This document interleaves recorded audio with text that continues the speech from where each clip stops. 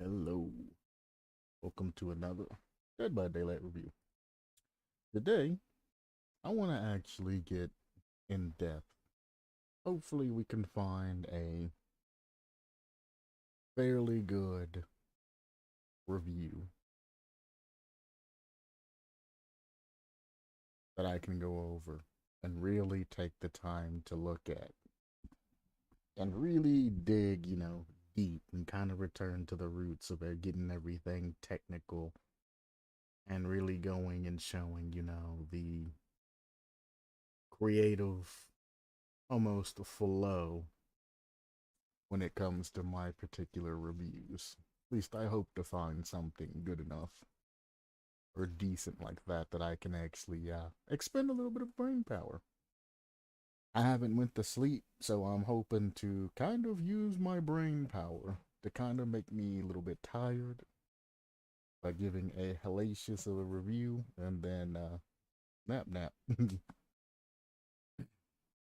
Just kind of pass out, have good dreams.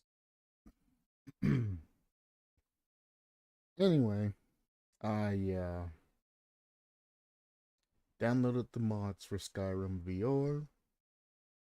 I haven't activated and did the whole process of starting the game, seeing if the mods crash the system, exiting the game, starting the game, seeing if a mod crash. Like, I haven't done the checklist on mods, but well, apparently, if you don't have a premium account, you can only download 2 megabytes a second, and you can only download one at a time. So I spent a good like 2 hours or so downloading mods, getting Nexus mods, Vortex running, and all of that. And yeah, it's been a experience. So after I get done with this review and probably wake up from my nap later on in the day, I will be checking the mods compatibility with everything to make sure it's good. And then sometime soon we can start doing the Skyrim VR.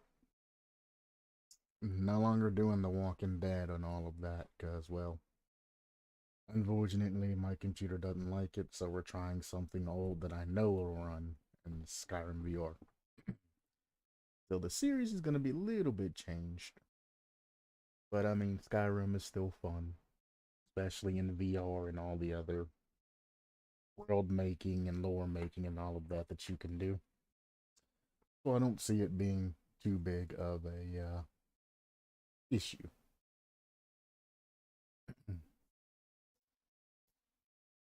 Either way, that's the agenda for the day. And the only thing I need to figure is, do I want to just do like an hour review and then play VR Skyrim in the afternoon and then play a little VR Skyrim in the evening and just kind of do it like that? Or if I want to do reviews now and then VR Skyrim, later on in the second time slot, or just to alternate for a review one day and then Skyrim VR the next day and do it like that with like a break every third day. Not entirely sure. I know VR kind of makes me sick to my stomach. The I'm running but I'm not actually moving thing. I have My brain needs to know the specifications of everything before I'll ever get used to it or like it. For example, pineapple. I hated the taste of pineapple. I hated its taste. I hated its smell. I hated everything that had to do about pineapple. It actually disgusted me and made my stomach churn if you got it anywhere near me. Most people hate something because, it tastes bad. Or, it smells bad, it tastes bad, its texture's bad, things like that. And I was convinced that pineapple was the worst tasting thing in the world However, when it comes to my particular body, I didn't like the taste, smell, or anything of pineapple because I never understood what pineapple was. I was used to eating apples and things like that, apples and grapes and all of that, which are just, singular fruit. It has one taste, you get what you got. Pineapple is a mix of different flowers, so you have actually multiple different tastes when it comes to a pineapple. And once I actually looked up what a pineapple is and how it's made and things like that, and I came to understand what I was tasting, now I love pineapple. I can eat the shit out of it. I'll put it on everything except for pizza. For the most part, I don't like pineapple upside down cakes because that pineapple, they put too much sugar and all kinds of other preservatives and bullshit in it to try and sweeten it. That's disgusting to me, but a regular pineapple, I love it, especially when they like decor them and the little sleeve that you're left with. I love that shit. But yeah, I was able to eat pineapple. It's very tasty. I like it, things like that. And I come to realize that, you know, foods that I hate and can't stand, generally, I end up liking them once I understand, what they're made out of.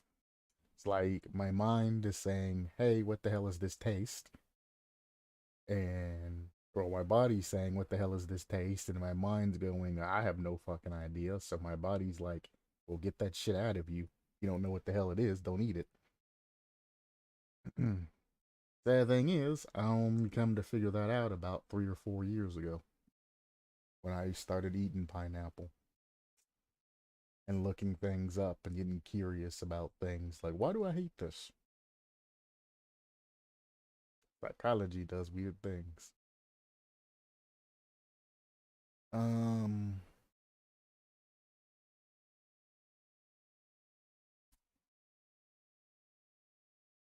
I see spies from the shadows.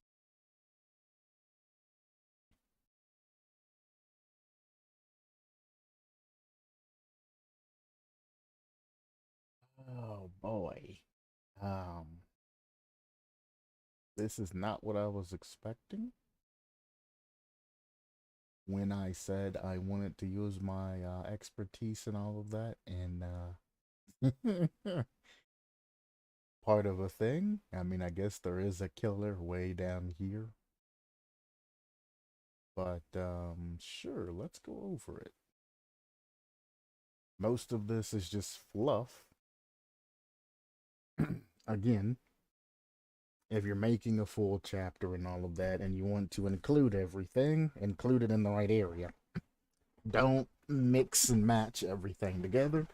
Keep it all, uniform, things like that. Things that aren't relevant to your actual chapter, put in its own specific area. Put like your biography and things like that.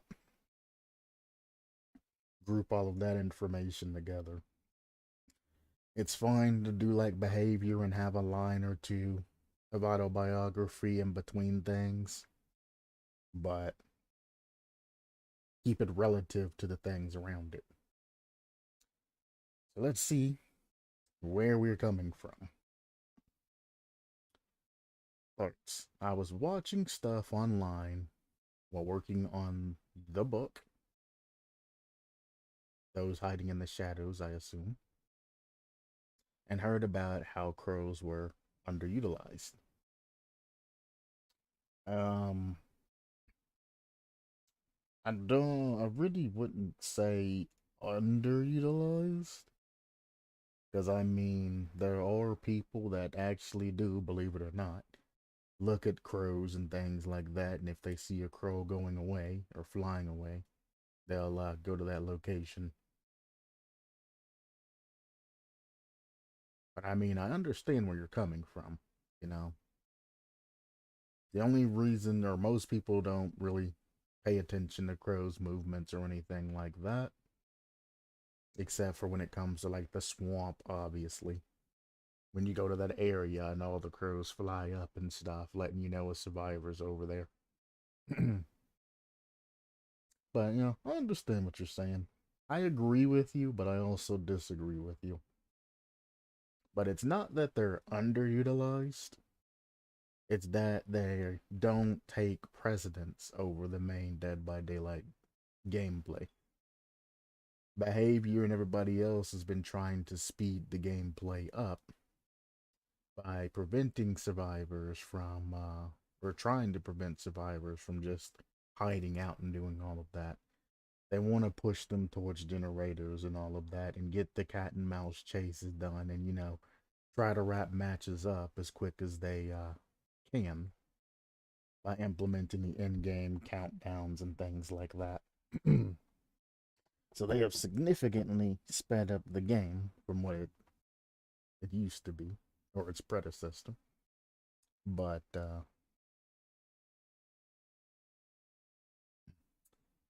pros just don't fit into the faster paced game. If you have a survivor that's trying to be stealthy and sneak around crows and everything like that, that you just can't find, or you have a survivor that's like a wall hugger or something like that, then crows become, better utilized. But if you have survivors that are just working on generators and running around normally, the crows and stuff on the map, they're really not going to alert you like they should. You gotta think. If you're a killer, as you're going around, you have your regular, killer sounds and all of that, depending on what killer you're using. Like Spirit or something, you have to hear her doing her little shimmies, and then as you're going through the spirit realm and all of that, there's noise. I main either Doctor or Ghostface. When it comes to Doctor, you're not going to hear shit because you're using your static discharge and your static shock and all of that to check areas. So you don't need the crows. If you're playing Legion, you're using your Feral Frenzy, which has Legion, ha, ha, and, as they're running and all of that. That's noise. Huntress has a lullaby. And a bunch of killers have a lot of noise associated with them. And they're also, well, the meta killers. So it kind of makes it hard to utilize a crow that doesn't make a lot of sound when your killer is inherently noisy.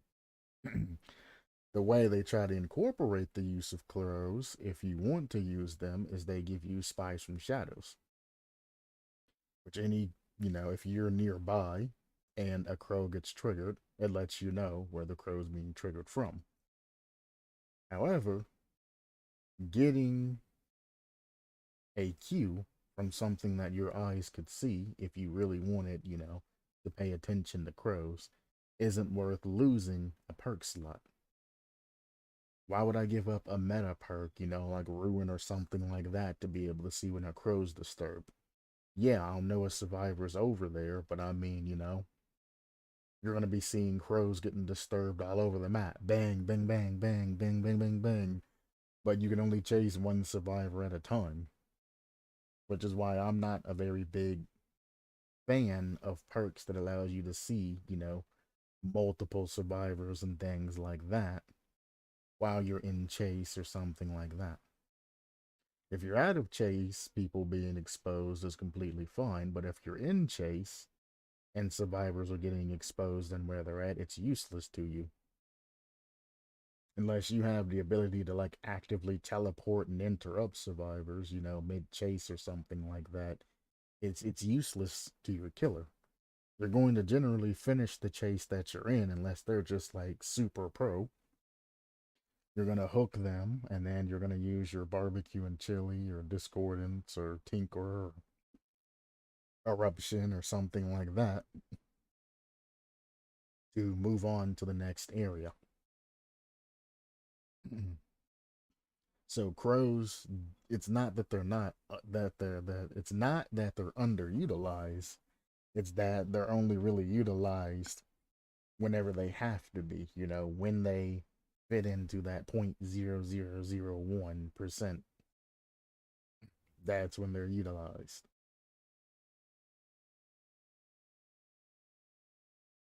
And it's a shame, but I mean, you know,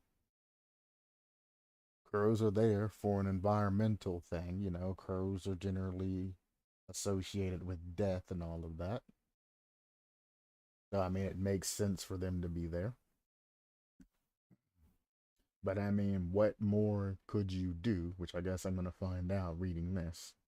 But what more could you do to make crows worthwhile, but not make it OP to where survivors are moving around map and they're always triggering crows and giving away their position? Because you want to keep that cat and mouse aspect, but you want to keep the game fast so that survivors aren't literally forced to crouch everywhere they go or risk being exposed. Because I mean, when you work on a generator or something like that, some crows like to sit in that particular area, and if you run up to the generator, the crow's gonna fly off. How do you balance that to not immediately identify the killer that you're in that area? There are some situations to where even if you're sitting still, a crow will land, immediately fly back off, land again, fly back off, land again, fly back off. There are situations in which that happens. So those are going to have to be fixed, and a whole bunch of other things involving crows are going to have to be fixed. So that is a project in and of itself.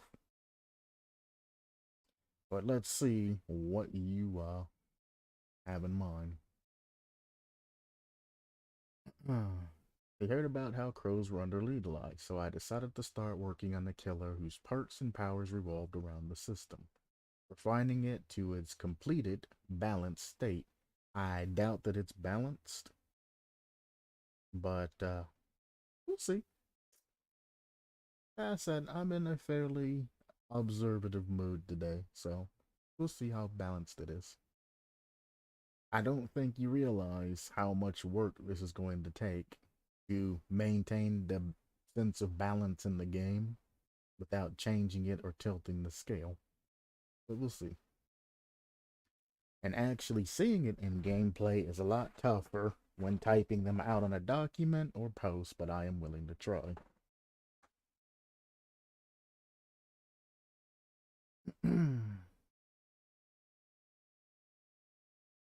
I do agree that typing something out is significantly harder than actually being able to experience it in gameplay. However, some of these things can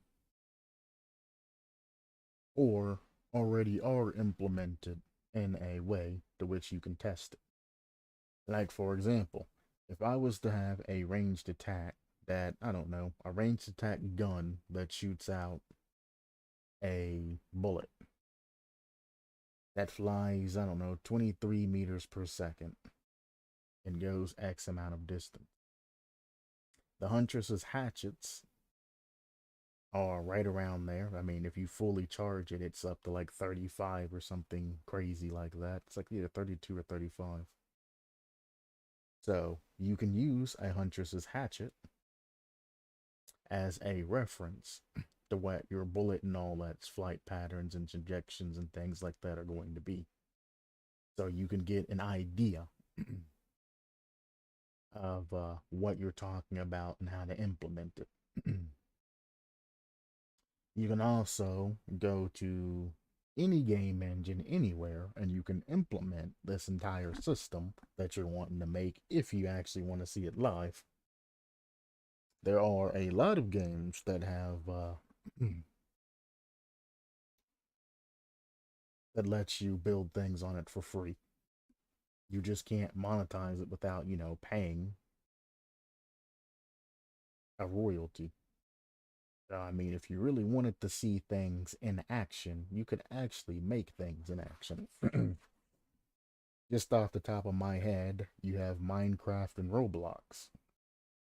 Minecraft uses Java, Roblox uses Lua. Both of them are free. You can go into a private owned server.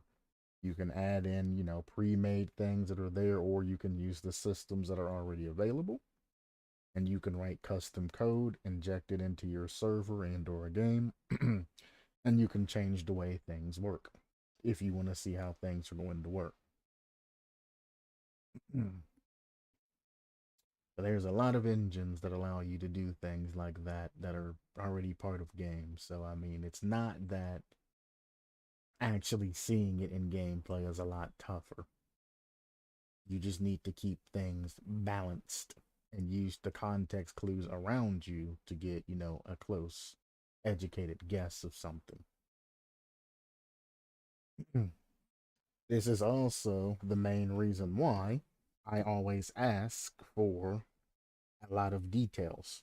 The more details you tell me, the more I can picture what you're trying to go for in your brain, and where I can give you a better review and more information. But if you only write a couple of sentences saying what the power does and all of that, nobody's going to know anything about what you're talking about, and you're going to get negative reactions.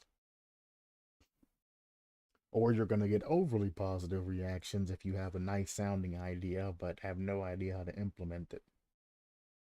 Both are counterproductive.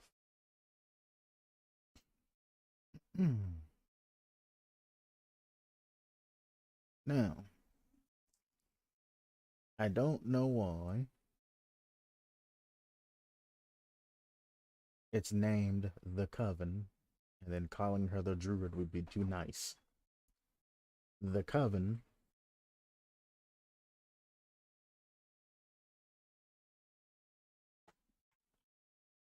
let me show you something. A group or gathering of witches who meet regularly. That is what a coven is.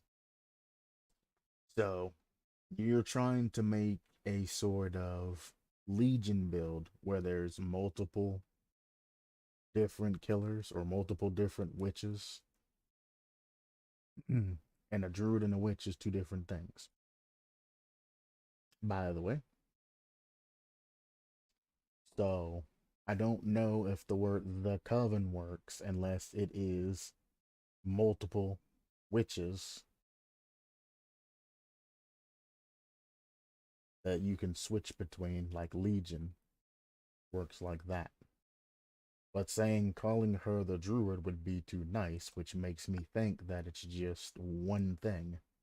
So you can't identify a multi term thing with one thing. Not how that works. So if it is multiple witches, then the coven is completely fine. If it's one witch, then we're just going to call her the witch. If you want to make it a druid, then call it the druid. But I think it's going to end up being the druid, is what I'm going to end up calling them. There's an easy way to find out. Killer. One. It's only one because it says she and it gives you a definite name. So, even though you say would be too nice, the druid is the only logical term here. Because you don't want to call her a witch. The coven is a term for multiple witches in a thing. But you're making it seems to be like an earthbound system. So, against your wishes, I'm calling her the druid. Unless you can come up with a better name. So the druid is designed to rework critters and make them a more powerful tool beyond tracking and spotting AFK survivors.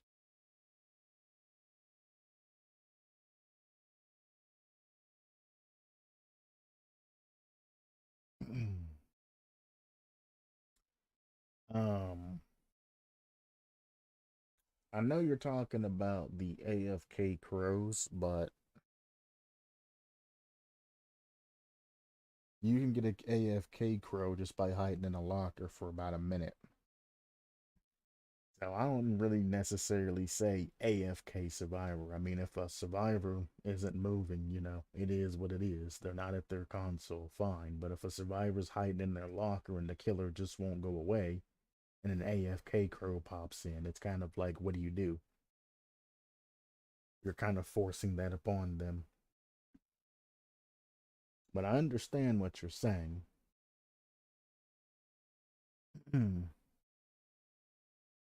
Most of these changes are designed to be similar across all killers and not just unique interactions for the perks. Meaning that if a killer is cognizant enough to pick up on these without the perk, that a sick. Wait, hang on. If the killer is cognizant enough to pick up on these without the perk that accentuates the interaction, that's not a correct sentence. That's that's not a correct sentence. If you're gonna use big words, at least make sure the sentence makes sense. Let me show you. Like I said, I'm in a wanting to pull everything apart and observe it mood. Having knowledge or being aware of is cognizant.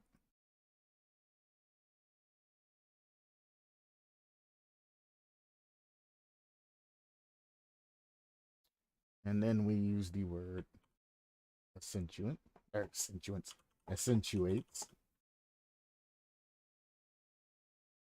which means make more noticeable or prominent.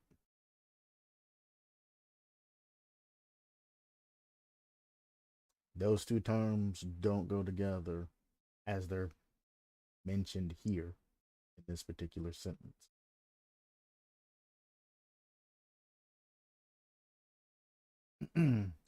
I mean, he did say that he was working on a book and watching stuff online and all of that. So probably pulled a sentence out of a book and just use the words.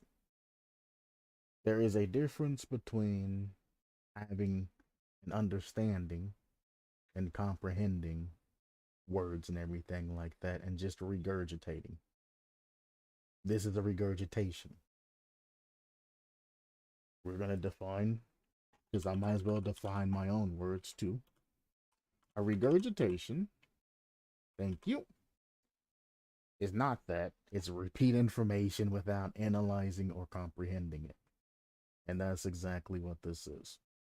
It's a regurgitation of words.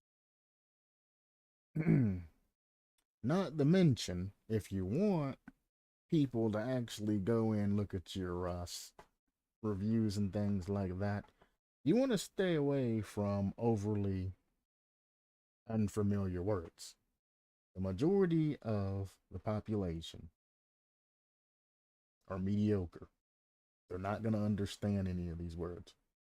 If you keep using, let's just say, big brain words for now, and if you still keep using any words of a higher vocabulary, people are going to view you negatively and they're going to just leave your post. Nobody wants to read something that they have to look up every other word for, especially if the word's not used properly in the first place.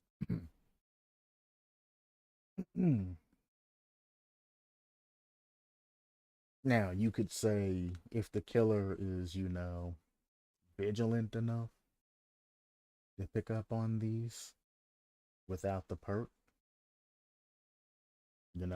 go along those lines instead of anything about knowledge. Everybody knows that you go near bird flies off. Everybody knows that, hey, if you see bird fly off, survivor is there. Generally, you're already searching the area or the survivor is crouched behind a rock, so you're going to have to check that area anyway. If you look at a rock that has and say, oh, that bird's still there, and you walk away, you're dumb because they're probably just crouched behind it because they crouched walked up to it. And if you're letting the crows and all that dictate if the survivor's there, you're never going to find a survivor. You're going to have a hell of a time when it comes to the cat and mouse aspects of the game. So, again, cognizant is not the correct word that you want to use in this particular situation when it comes to looking at a fucking crow and saying, hey, if you go close to crow, crow's going to fly away. If crow flies away and killer sees crow flying away, survivor is near. Nothing cognizant has nothing to do with that.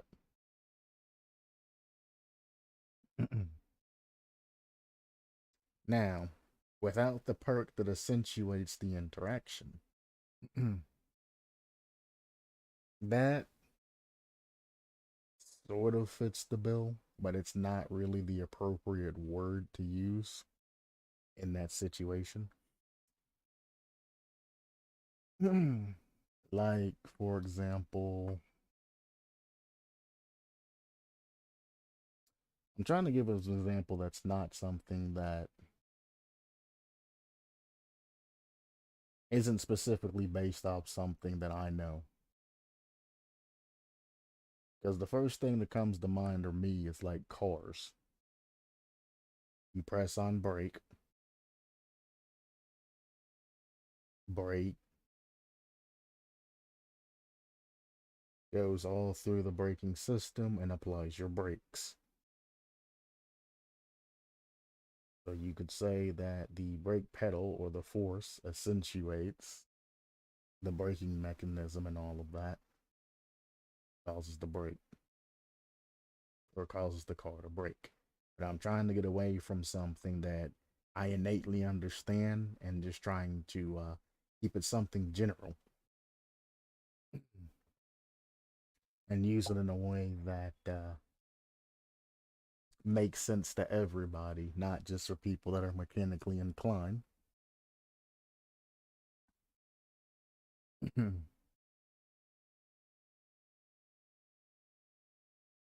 um, let's say if I look the word up, it should actually just give a definition.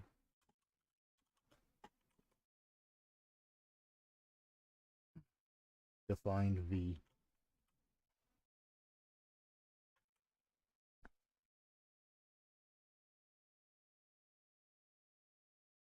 What is this?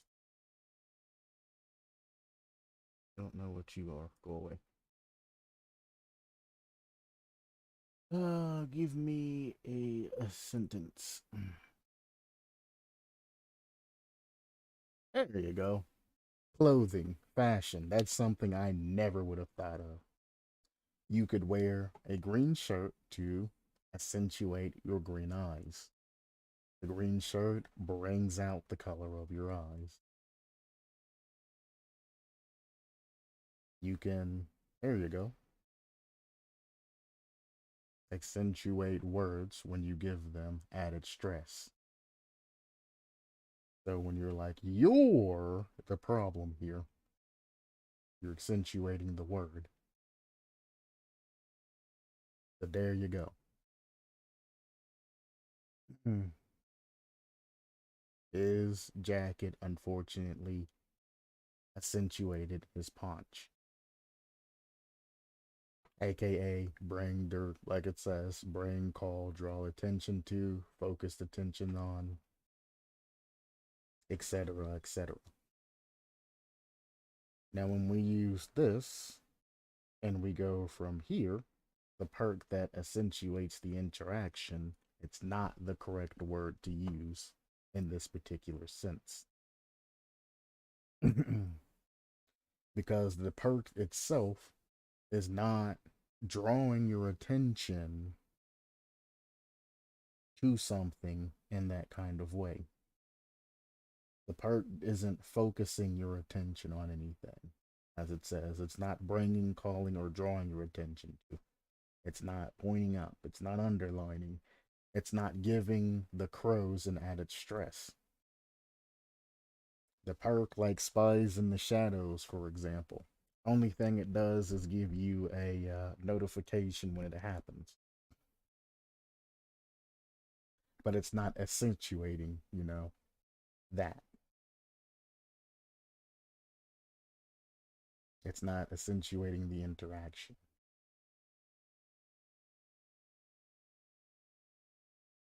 Which is why I said that's not necessarily the correct way to use that word.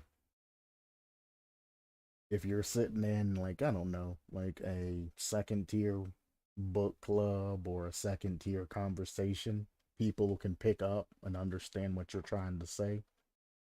But if you're sitting at, like a literary club meeting or any type of, psychological meeting or anything like that, and somebody starts throwing words out that are incorrect, they're going to correct you. Especially if you're a doctor or a psychologist or anything like that. You have to be on top of things because if you say the wrong word or give the wrong meaning to a specific person and they take it the wrong way and things don't turn out well for them, aka they end up hurting themselves or something else crazy ends up happening, you're going to lose your license. And that's what I had to explain to Macho. He said he really enjoyed psychology and all of that, That's something that he'd probably look forward to going back into because he took basic psychology in school and he liked it. And it's hard to explain to him that becoming a psychologist, you have to change your entire lifestyle. You don't just wake up every day, go to work, put on your work face, do whatever you need to do, go home, and then, everything just, go back to your regular ass life. You do whatever you want to do. That's not how that works. Why? Because people can see through your bullshit. You have to completely change your lifestyle because not only do you have to convince people that you're there to help them, you also have to convince yourself that you're there to help people. If you're a psychologist that goes home and does weed, smokes, gets drunk, gets high, goes out partying, does a whole bunch of other shit, you're online cussing, playing Call of Duty, being toxic to people and things like that, that's going to carry over into your work life, whether you like it or not. That's going to become part of your personality. And every little thing you do or say is going to come out. People inherently look at psychologists a lot harder than they do anybody else because that is their job. People are terrified that, oh, this person's going to be able to see right through me. What if I say something wrong? What if they lock me up? What happens, Can I trust this person with, my deep, dark secrets, etc., etc.? And people are terrified, afraid, and everything else. They are opening up doors inside of them that, they never would open up with anybody else. And they're going to want to, as you say, the abyss, as you look into it, it looks into you. So as you're looking into them, trying to see what's wrong, they're going to be looking into you. And if you come out trying to be, this super professional psychologist and all of that, that's trying to, stay distant and things like that, people are going to know that you have a secret that you're hiding. You're not going to get a lot of respect. Your patients are probably going to leave you, things like that. But if you generally live a changed lifestyle and everything like that, and you approach them like that, people can see that, you know? If you follow what you preach, walk the walk and talk the talk, people can see that. If you give them a real moment instead of a clinical answer that's not, unprofessional, obviously, they will respect you a lot more than you just saying a whole bunch of, psychobabble that you learned in school to try to, push them on to the next step. So you just got to keep in mind that when you get into some professions, you have to change your entire lifestyle. Like, for example, if you're going to go to be a physical, sports medicine person or a physical therapist or something like that, you might want to get into a little bit of shape because if you're fat as fuck, coming in greasy as fuck, everything like that, one, people ain't going to want to touch you. People ain't going to want to get near you. And people ain't going to trust you. Why should I trust you with my physical health if you're out of shape, Barely able to make it up the stairs type thing.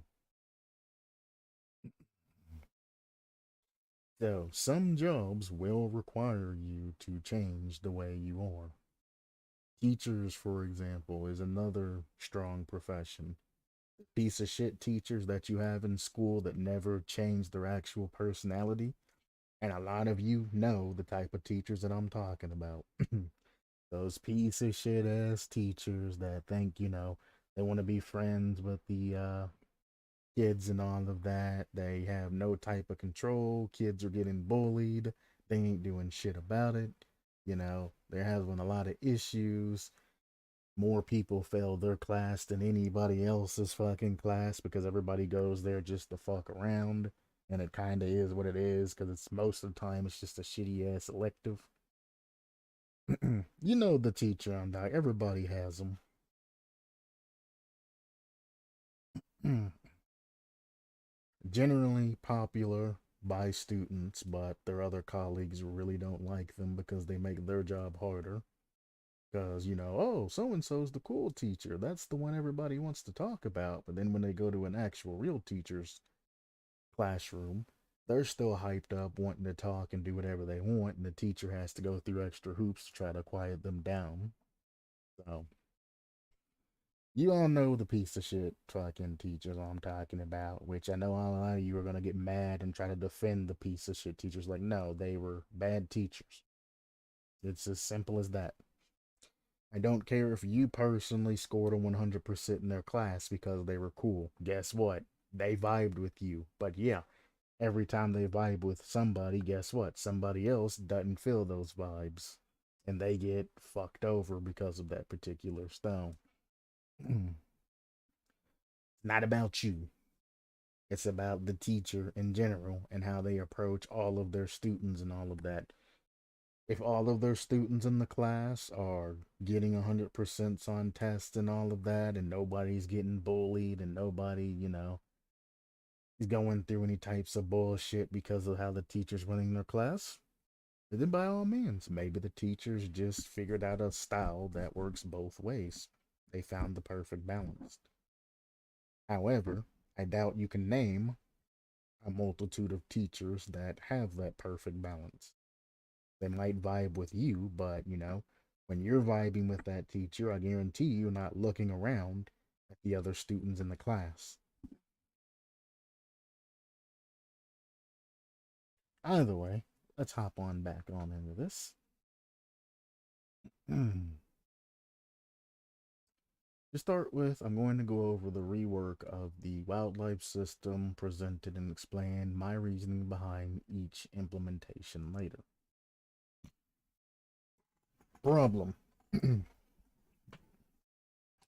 Not every map in Dead by Daylight will support wildlife.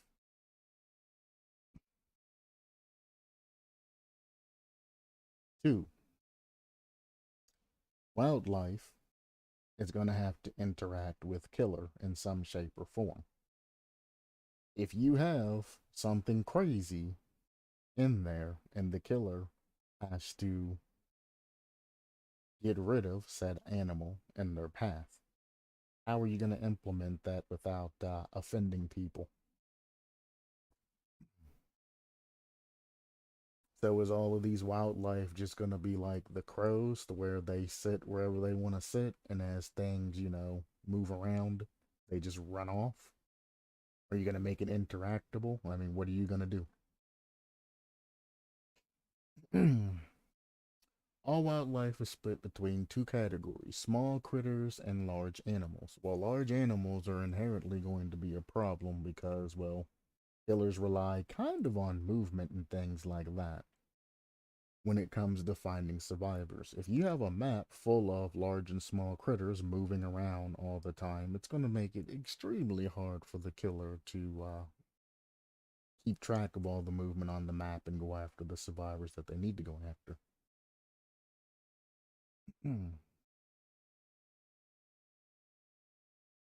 But let's see how you implement this. Small critters, we're starting with. Creatures that are often smaller than human. Approaching one always startles it unless the character has a method to suppress it. What kinds of critters? That don't tell me at all. Any creature that's smaller than a human, you're considering that a small critter. What about a monkey?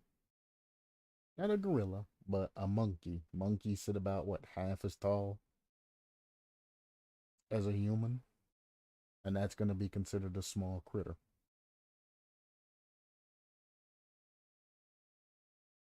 You know what I'm saying? But what kind of, which, like I said, you're going to need,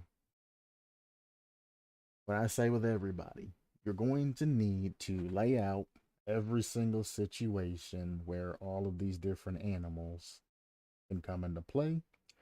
You're going to have to do research on the particular area that the map takes place in.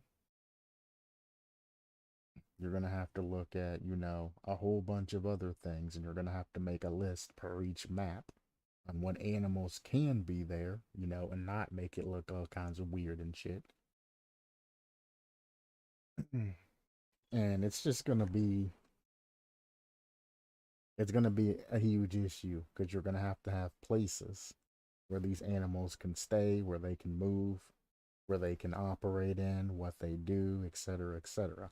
So you're going to be looking at happen to implement a complete script, whole script for each one of these small or large critters or animals. And that's what I don't think this particular person, Pyman, understands.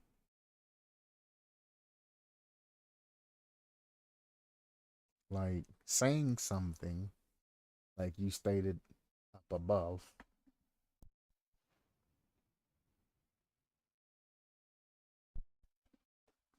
sorry. Seeing something in gameplay is a lot tougher than typing them out in a document or post, but I'm willing to try. Well, actually seeing it. So, you are going to have this huge, and I'm talking about it's probably going to take you a good month for just a basic to 6 months to have the full script and implementation to get all of these different scripts and everything on what you want these animals to do, where they can be put at on maps, etc., etc. So first, you're going to need a template of every map. Two, you're going to need the location of spawn locations for where each of these animals can be, where they can go, where they can move, how they interact, and the script that goes forward with them, among a whole bunch of other things. I'm just saying the things are popping to the top of my head. So you're going to have a hell of a time trying to get this done. But we move on. Small critters, smaller than humans, always startles when approached, unless the character has a method to suppress it. Survivors can avoid startling critters by crouching past them. If they come too close to the critter while doing so, it'll still get startled. The perk Calm Spirit will prevent startling creatures while walking or running past them, with the aforementioned exception.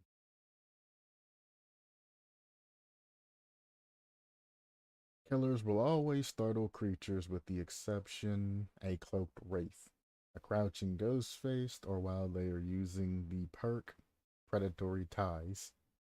A shot from the Redeemer, however, will always startle any wildlife within 24 meters. So, right here, in the very first sentence, you've just completely undermined your entire concept. You want to have critters and everything else running amok throughout the maps. However, they're just going to startle and run away when the killer comes within 24 meters of them if they don't have some sort of stealth. Then why incorporate them?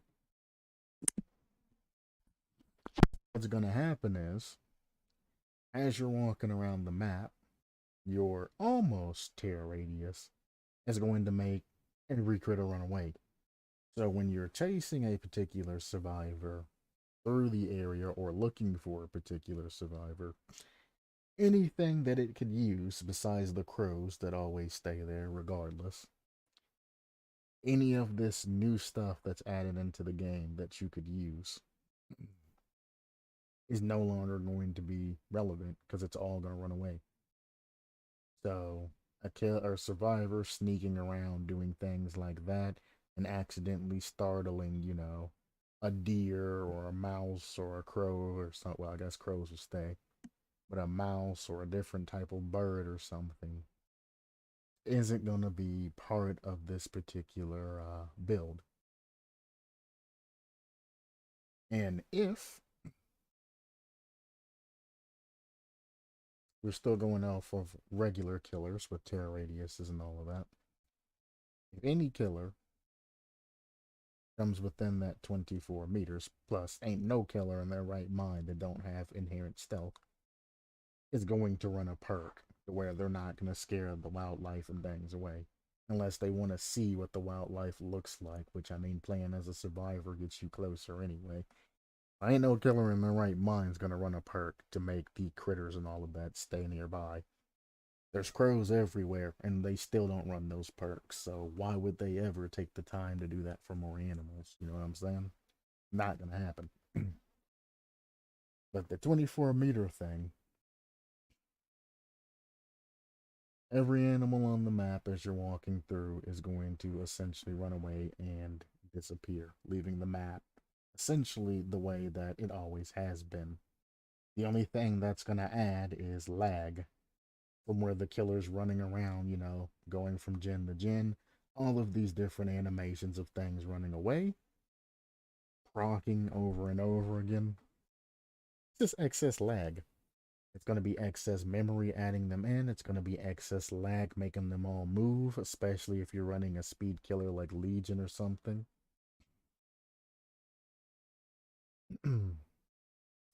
That's all it's going to do. One of the top reasons why you don't have a lot of things added into Dead by Daylight is the fact that every moving part that you add in creates lag. Every assets that you add in creates memory.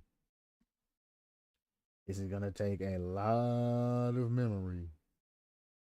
A lot of lag's going to be produced having all of these things moving. Not a good idea. And honestly, I could stop this review here, which I'm going to skip past most of the critter stuff because that's the main problem. I'm sorry to tell you, it's going to be too many things moving. The lag is going to be bad. Dead by Daylight already has latency and lag issues and things like that. It's part of the game. We don't need to increase that with life or wildlife that nobody's really gonna see when the killer's in the area. The killer's never gonna see the wildlife. The survivors are gonna be stuck running and alerting wildlife and saying fuck it or tiptoeing past wildlife, which is just gonna slow down the game that has been recently sped up to try to make things happen faster. So not only are you making the game last longer, you're adding in lag and a whole bunch of other things that don't need to be there.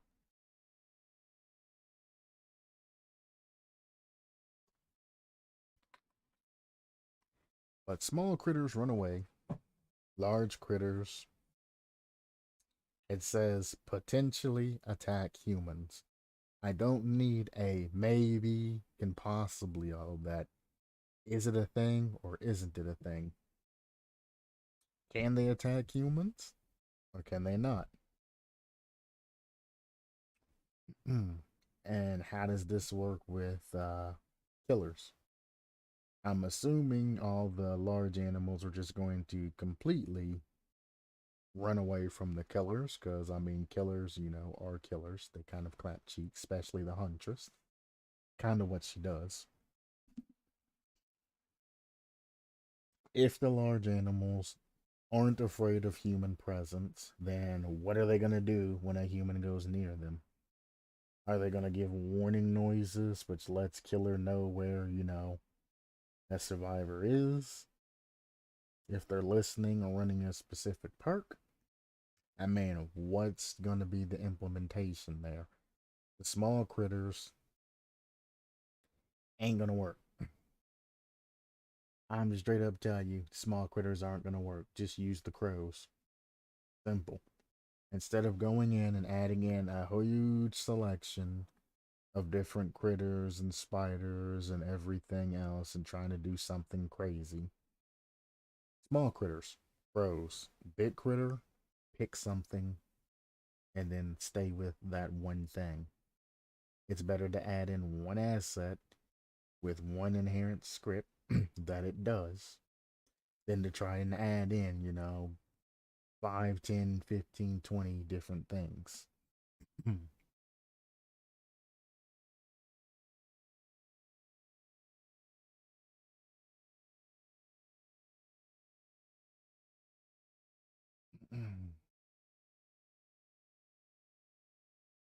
So for this, you want skink, follow survivor, rats, kind of useless. I mean, they do make noises and things like that. It doesn't matter. It's a damn rat. Cut that out. Spider.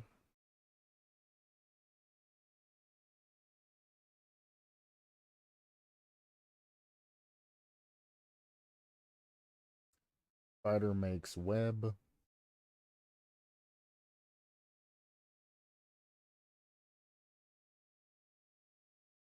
Spiders make web. Survivors cannot medium or slow vault windows. Brother, you just said it's a small critter. Small critters ain't these huge ass hulking spiders that can make a web thick enough to slow a human down. Trust me, I've seen some thick ass webs and I've went through some thick ass webs and never have I been slowed to that point.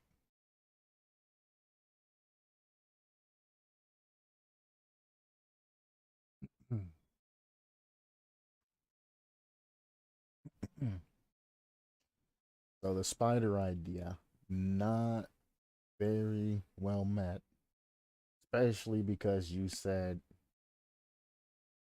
that this is going to apply to all maps and all games to all killers. Yeah, this isn't apparent for, this just one killer. This is something that's for every killer.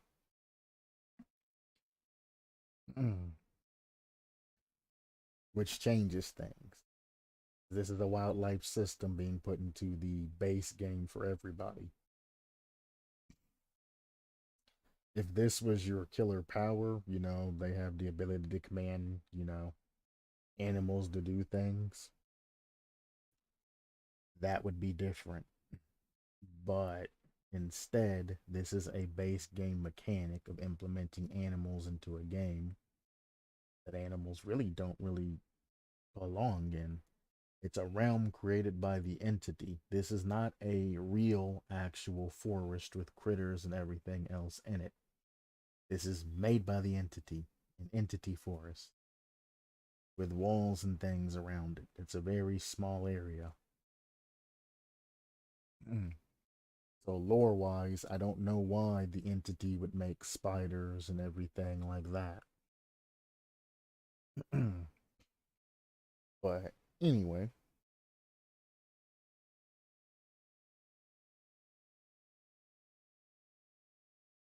Um,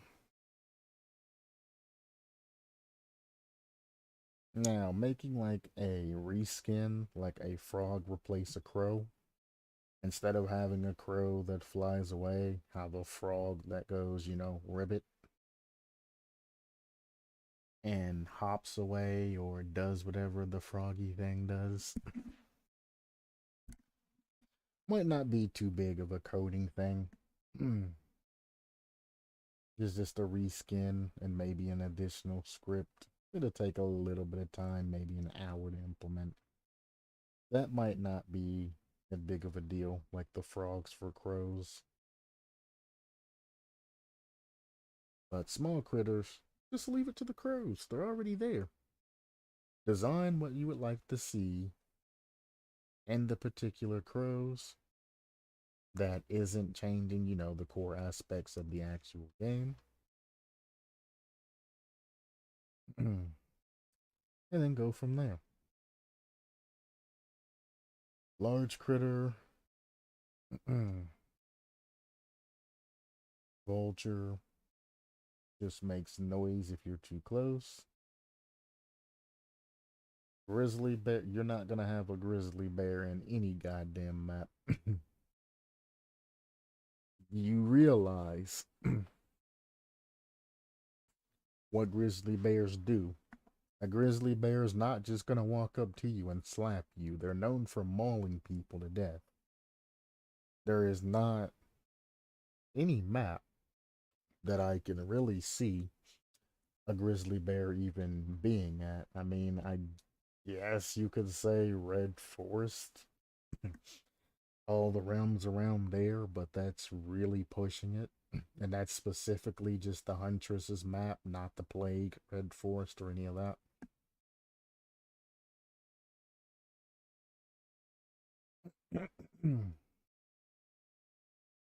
But yeah, grizzly bear's not a good thing.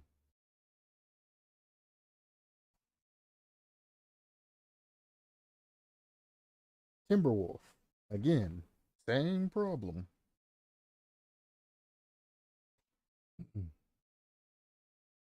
American alligator, again,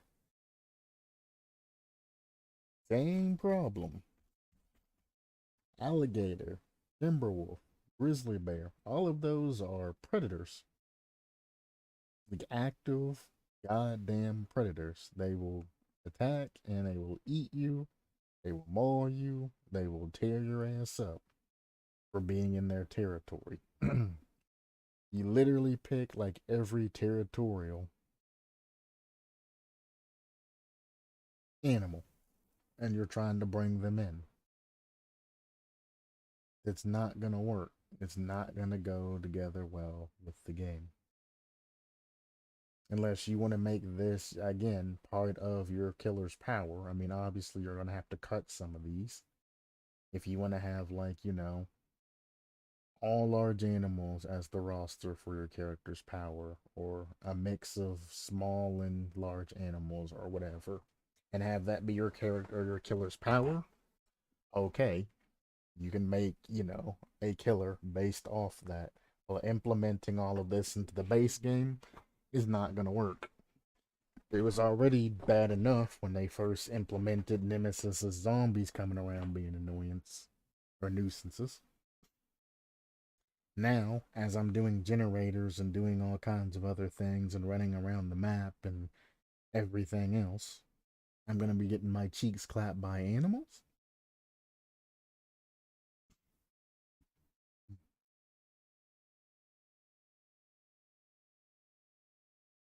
Alright. Spirit change. They changed it from 90% to 100%, and you suppress the urge to scream. Actually, I think they changed it to 100% a long time ago. Eyes for the shadow. There's no point in letting critters getting startled by survivors within 36 meters. Alert you with a noise notification. By the time you walk your happy ass over to that particular loud noise notification, that survivor is going to be actively running away or rehitting, or you're already going to be in a chase with another person. You do not want to be chasing another survivor and hearing boom, boom, boom, boom, boom, boom, boom, boom, boom, boom, boom, boom, boom, boom, all over the place. That's why I hate excessive aura reading. I hate it when people try to make perks that where one survivor can give me an excessive amount of aura reading. I don't want it. It disrupts what I can see and what I'm doing if I have a bunch of different aura reading on my screen.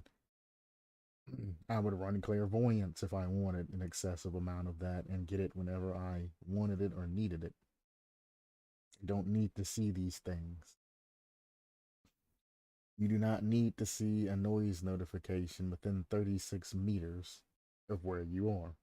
Because guess what? Survivors hit crows and interrupt all of those things all the time. You're just going to have non-stop boom, boom, boom, boom. As you're chasing survivors and they're running loops, you're going to have those notifications going off non-stop. It's going to get very annoying because it's that far away. Now, the 5 seconds between alerts does kind of prevent that from happening as much. But if you're going to increase that to around 40 meters, then you should also try to balance the cooldown to where it's longer because you don't need constant location on survivors. Once every once in a while is more than enough. You don't want a perk that tells you the location of survivors, a lot. You want it, once every, I'd say 30 seconds, but you might be able to get away with once every 20 seconds.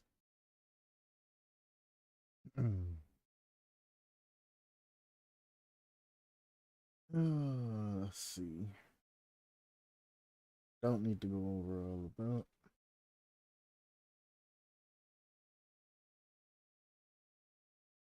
We'll go to the killer, which I'm renaming the druid temporarily because, well, the coven is a mass, not a single thing. Faith average. Again, saying average can either mean medium or it could mean tall, because the average killer in Dead by Daylight is tall. Average could be middle, meaning average like that. I think they're thinking average as in medium, but however, when I'm doing reviews, I take everything literally. Average in Dead by Daylight would be what we go off of Trapper. Generally, he has average stats. That is going to be tall. So this is going to be a tall killer. 32-meter tear radius. Shouldn't call this a lullaby because it's animalistic sounds from the critters following her. It is not a lullaby. You know what a lullaby is, especially if you play Dead by Daylight. Speed 4.4 meters per second. Don't know why you left your tear radius at 32 with only 4.4 meters per second, but hey, that's on you. It don't make any sense. Like, for example, the Huntress, the lullaby can be somewhat far. Like when you're talking about Freddy. Freddy, when you're in his dream world, he technically has none of the tear radius and all of that, but you can hear the lullaby as he approaches you. That's the uniqueness. The Huntress has a tear radius and a lullaby. That's uniqueness.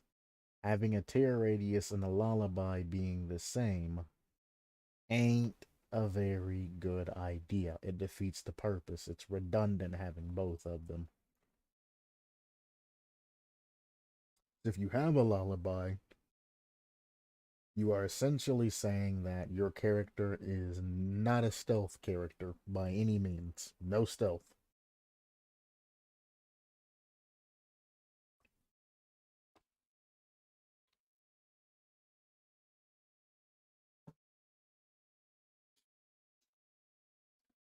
Biography.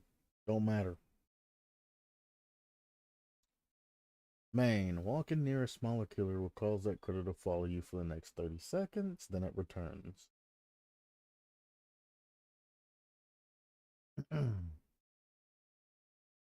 um, you can take the critter that's following you, make them rush towards a survivor. You can hinder them and do all kinds of other effects. Alright, all of these different animals do different things when a survivor or when the interacted with the killer. So now that I see that your killer is part of this, then we can do optimizations. Instead of having all of these different animals spawned into the map at once, causing a whole bunch of different lag and things like that, you should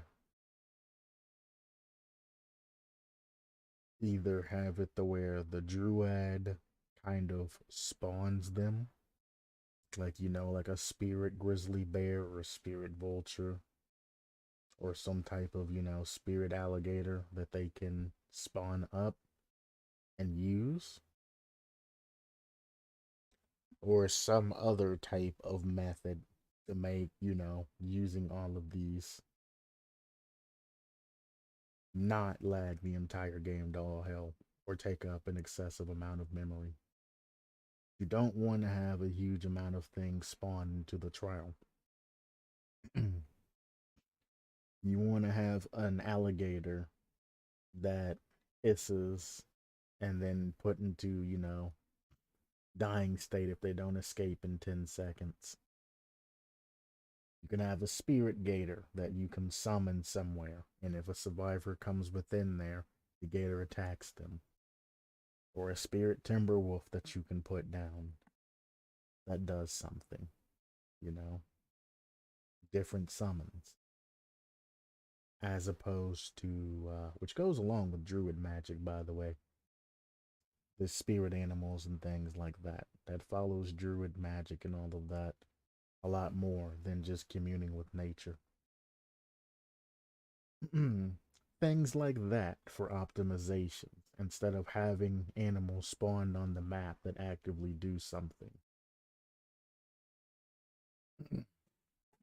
It would follow a similar system to the trapper, where, you know, they put traps down, survivors go in traps, you know, they get attacked, alligator wise. But then you have something like the artist's crow wise when it comes to, you know, the vulture and the timber wolf. The crows, you know, attacking the short distance is the timber wolf, and then the highlighted effect would be the vulture aspect.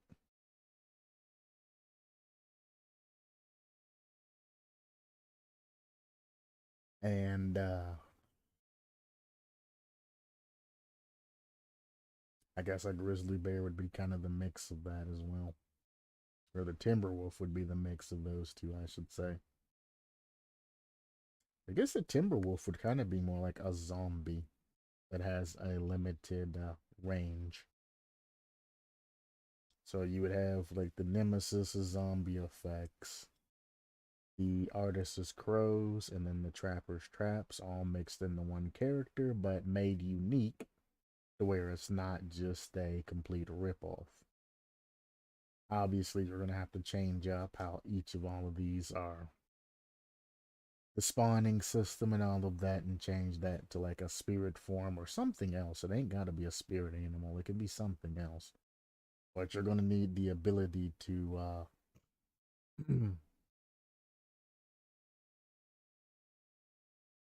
make things optimized for the game. Because, I mean, you could make it a real ass alligator she pulls out of a fucking cage or some weird ass shit and sits on the ground.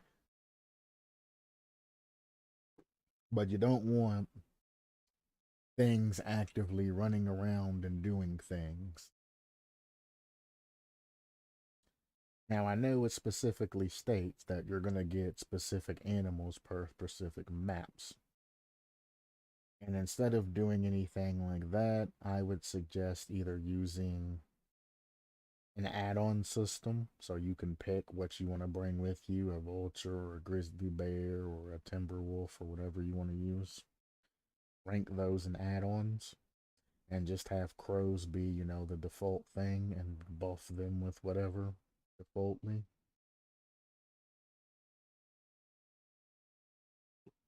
Or find some sort of way to incorporate all of these different animals into one build. Again, that's going to take time and a lot of balancing to get properly to where you're not super OP running around, just clapping survivors, doing things like that. There's going to have to be limitations on how much you can have and etc., etc. And a whole new system for how many, you can have at one time spawned, or how do you get them back, etc., etc.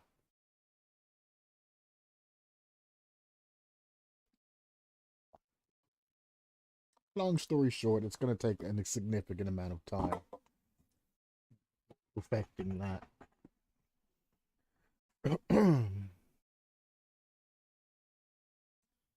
Again, special ability, Friend of Small, spawns all types of critters around the map. All critters do not get spawned by your presence.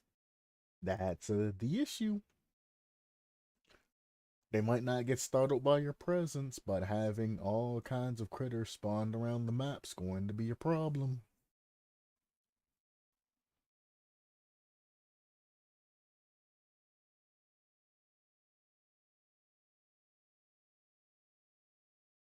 Let's see. Perks. Actually, let's see what the iridescent is.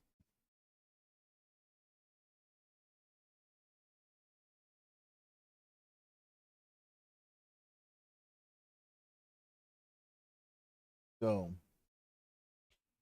these first four, the range of which they follow, the time they follow, and things no longer making survivors scream. Very, very not iridescent. The aggressive of the animal going down by 4 seconds, and the animal auras being revealed for 30 seconds. I mean, needs to be balanced a little bit, but to cut some of the chaff, but it's more iridescent wise than just that. Noclophobia. In a chase, if the survivor being chased startles a critter, they cannot perform actions for 1 second.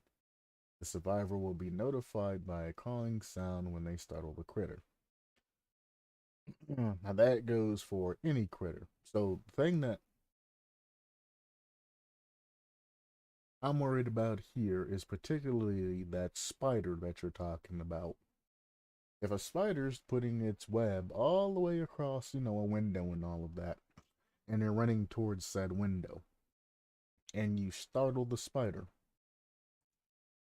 you won't be able to hop through that window for about a second, and then when you are able to go through it,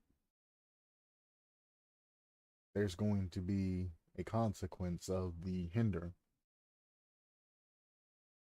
Unless I'm remembering incorrectly. No, I think the hindrance only happens if the spider web gets 100% complete. But still, if you spook a spider, you won't be able to jump into that window for a second. Which that second is going to slow your running vault, by the way, into a medium vault. And everybody knows if you medium vault, you're getting clapped. So, then the passive effect of your killer making all kinds of critters spawn on the map, you are going to have maps flooded with critters, non-stop, causing survivors to have this 1 second delay that they're getting incapacitated for.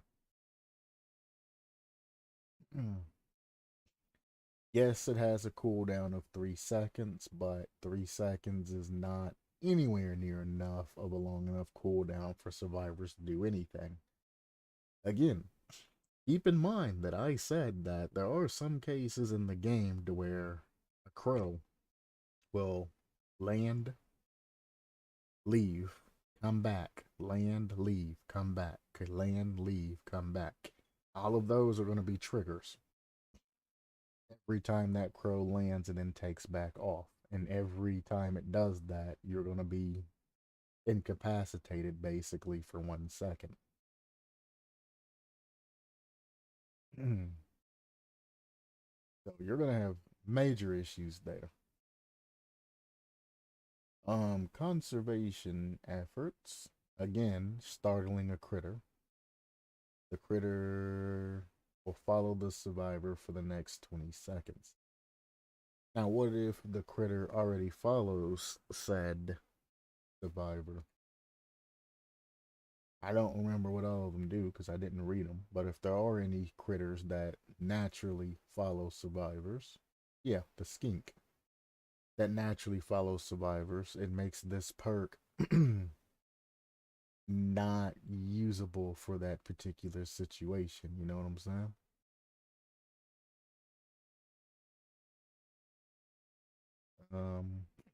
Fuck, I got lost. There we go. The critter will follow the survivor for the next 20 seconds while the survivor is being followed. All of this stuff. This is literally what the skink does. And then it adds muffling audio. So for 20 seconds, your audio becomes muffled, and every critter gets the skink's effect. That makes that not such a good perk, unfortunately, because you already have something that does it. Don't take something that's already part of it and then allow everything else to use that. Make something else that's unique. Reduces the chance to startle wildlife by 100%. When this effect activates, predatory ties activates for the next 30 seconds. What? Reduces the chance to startle wildlife by 100%. When this effect activates, predatory ties activates for the next 30 seconds. It's always activated though.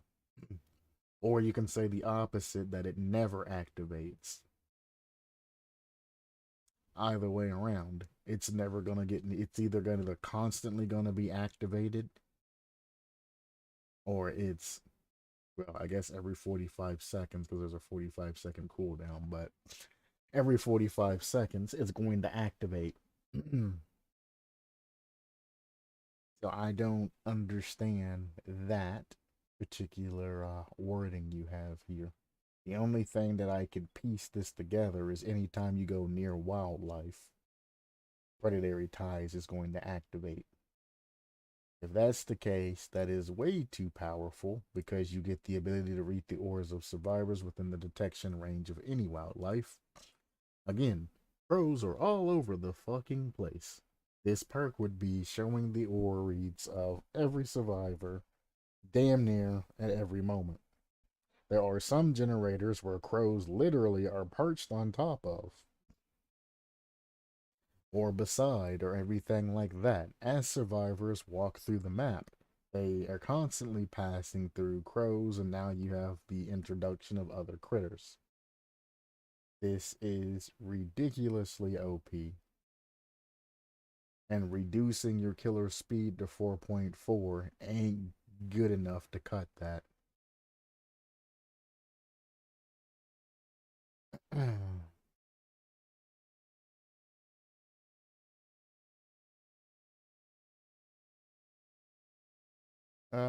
Then, if a survivor startles a critter outside of a chase, you get a 10% haste effect for the remainder of the activation time. For the remainder of the 45 seconds. Obviously, way too overpowered. Why even start your killer? See, this is, I say this Every time I try to go in depth with somebody, why reduce your killer speed to 4.4 if you're going to have an active boosting effect that's going to happen and trigger often? That's going to add a 10% on top of that, which is 0.44 added on top of the 4.4. Why not just have it 4.6 regularly and then add a small boost of speed on top of it? Why make things difficult? And it gets me every time because people are like, oh, well, I'll just reduce my killer speed to 4.4 or 4.2 or 3.8, but then I'm just going to add in a perk that boosts their speed. Why? Why not just keep them the speed that they're supposed to go? That's the only thing changing. You're not doing any type of thing where, like Michael Myers, he starts out slow in tier 1, however, he has no tear radius. You can get your scratch mirror plays and things like that. After he gets tier 2, he can't go down to tier 1. Tier 2, he gets faster, gets a little bit more, lunge and everything like that. All of that happens. It's basically regular killer. Tier 3, he gets enhanced. Longer lunge range, faster vault times, things like that. Exposed status effect. That's a stack 3-tier system. Or you can use the Judas Tombstone and everything else to play the different types of builds. That goes from a reduced speed, playing different strategies, to regular killer speed, to enhanced, lunge and everything else. It makes sense making it that way. But going and starting at 4.4, then increasing speed makes no goddamn sense. Why not just have the speed 4.6 and get rid of the speed? You know what I'm saying? It's too much. Survivor. Unlocking chest is 40% faster. Unlocking grants a commodious toolbox. Reduces audible range of chest unlocking noise by 12 meters. Well, I've unlocked chests right next to killers, and generally they don't hear that shit unless they're like right up against that shit. I've opened chests while killers are chasing other survivors, and the killer run right by me opening the chest because they're too busy being in their chase. Engineer is a very bad perk. Yes, you open perks faster, but all you're getting is a commodious toolbox. I mean, I understand commodious is good. Hey, it has 32 charges in it, and if you run a commodious toolbox, you can get 64 charges, which is basically a gen being completed. But it's just a base ass commodious toolbox, which I guess I can look this up to show you why this isn't a good perk and why the commodious toolbox isn't as great as you think it is. Let me show you stats. Commodious toolbox. Increase generator repair speed by 50% and has a capacity of 32 charges. 50%, well, Dead by Daylight percentages are additive, not multiplicative or anything like that. So if I say you do something 50% faster, it's literally just, I don't know what happened to my messages, by the way. They're bonked. Every time I see a message flash on screen, it instantly gets deleted or some shit. I don't know what the hell's going on. Anyway.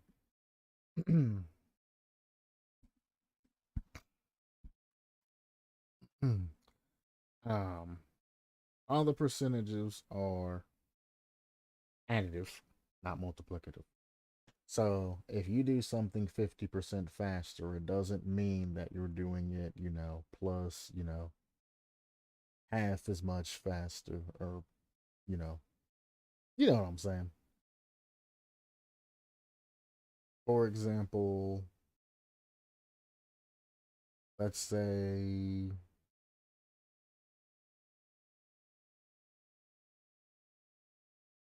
I don't even really have a good example. If you don't understand multiplicative versus additive and percentages and all of that, it's really hard to explain something like that. Because I mean, you kind of learn that in school. So I don't really know how to explain that to you. If I say that, let's say the number 200. 200, if I say 50% of 200, that is 100. However, if Dead by Daylight terms, if 200 is a specific percent and you do something by adding 50% to it, aka let's say 100 is 100%, 200 is going to be 200%, not plus 100%, if that makes sense. That's about the only way I could say it.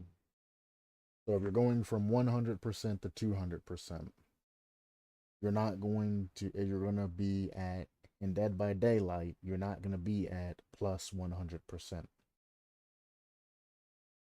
Meaning, your number is 100, and to get the 100 to 200%, you're just going to be at 100% higher.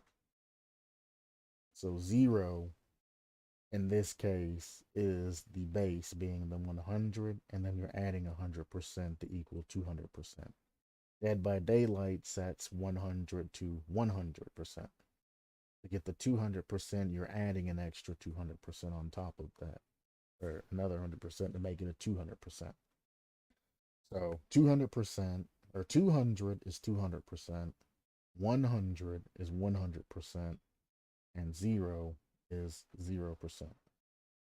Whereas the other way you'd run this is 0 would be 100% since that is the base, and 200 would be 100% because it's another 100% on top of the base. Those are the differences, and that's about as best as I can explain it to you. So when it says increases generator repair speed by plus 50%, it doesn't necessarily mean that it's going to be done 50%, faster, because this only goes 50% for 32 charges.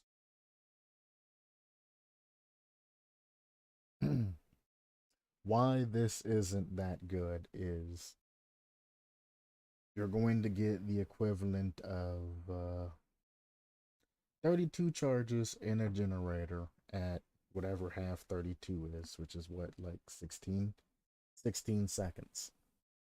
So around about the time it takes you to heal, you'll be through one of these toolboxes. That's not 110% true. It actually takes a little bit longer. It actually takes like 22 seconds, which comes to that plus 50% additive as opposed to multiplicative.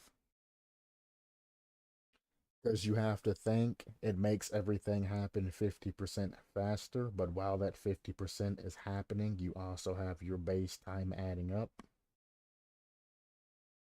which is where that's going to confuse a lot of people, me saying that. Well, it says it's 32 charges, each charge a second, so this should take 16 seconds to complete. Yes, however, you have to think about your regular. 50% added to that makes you do 1.5 charges per second for the 32, and it makes you do your 32 charges. So, a little bit different. You have one charge, and then 0.5 charges. both going in at the same time, which makes things a little bit more difficult because you're only doing things, I guess it's kind of the charges versus the repair speed. You will never be able, well, so let me explain this a different way. You will never be able to go beyond 32 charges with this toolbox. This toolbox is only effective to 32 charges. So using this toolbox for 16 seconds, you're going to have 32 charges.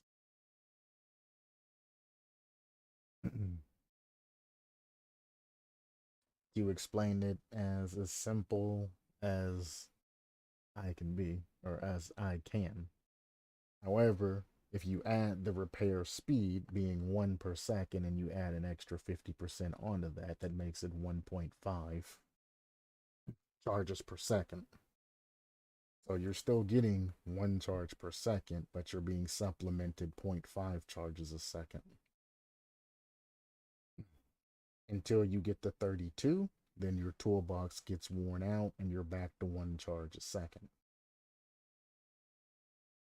Which is why I'm saying it the more complicated way to where you can understand. Now, if you somehow stack toolboxes, you bring a toolbox down, you sit it near the gen, you go open a chest, you get another commodious box, and you set it near the gen. You can have a total of 64 charges into the particular generator, but it's going to take quite a bit of time to get everything else done. And you're not really saving a large amount of time. Let me, hopefully they have the, hang on. Maybe I might be able to find Commodious Toolbox Efficiency chart. If they still have this chart, this will actually make things a lot simpler for me to explain to you.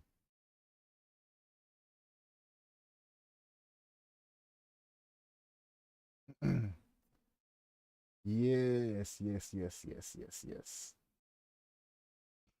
This repair time assumes a complete solo repair without succeeding any great skill checks or failing any. So this is just regular. So the commodious skill check box gives you plus 50% repair speed at 1.56 per second. It gives you 32 seconds. It gives you an estimated time of 21 seconds. So like I said, around 22 seconds to get everything completed with a regular toolbox, no additives, anything like that.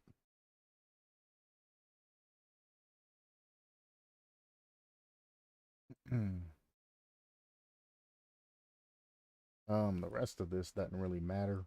This just gives you we might as well go over it. I had to highlight this because I'm in dark mode. So the dark mode isn't going to actually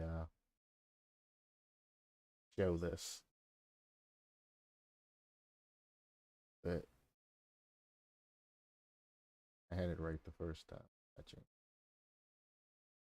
There we go. Repair speed bonus 50%. Individual repair speed 1.5 ticks, 32 charges. Toolbox repair duration, it takes 21.33 seconds or 22 seconds to get a while you're repairing the entirety of the toolbox. That's how long it's going to take. Afterwards, you're going to have remaining generator charges of 48 charges, which is going to take 48 seconds. Your total repair time ends up being 69.33, and you've only managed to shave off 10.67 seconds throughout that. Is like I stated, as you're doing this increased repair speed, you have a 1.5 time ticks per second per second. So 1.5 CS. I call it ticks a second. I don't even know what the fuck the C stands for. I should probably figure. I guess it's probably checks per second or clicks per second or something like that. Charges a second. That's what it is. Duh. C charges. Duh. 1.5 charges per second. Per second. It's the per second that confuses people.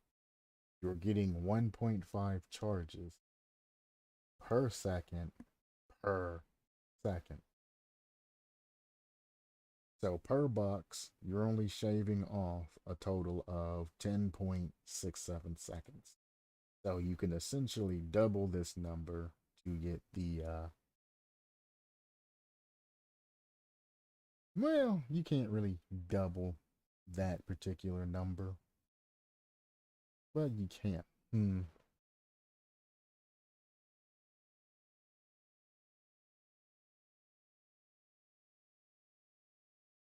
You can, but it's going to look funky if you double that number.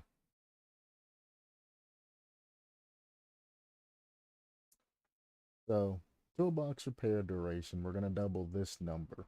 This will bring you up to about 44 seconds, which, by the way, is the same amount of time it takes two survivors working on a gen together to complete.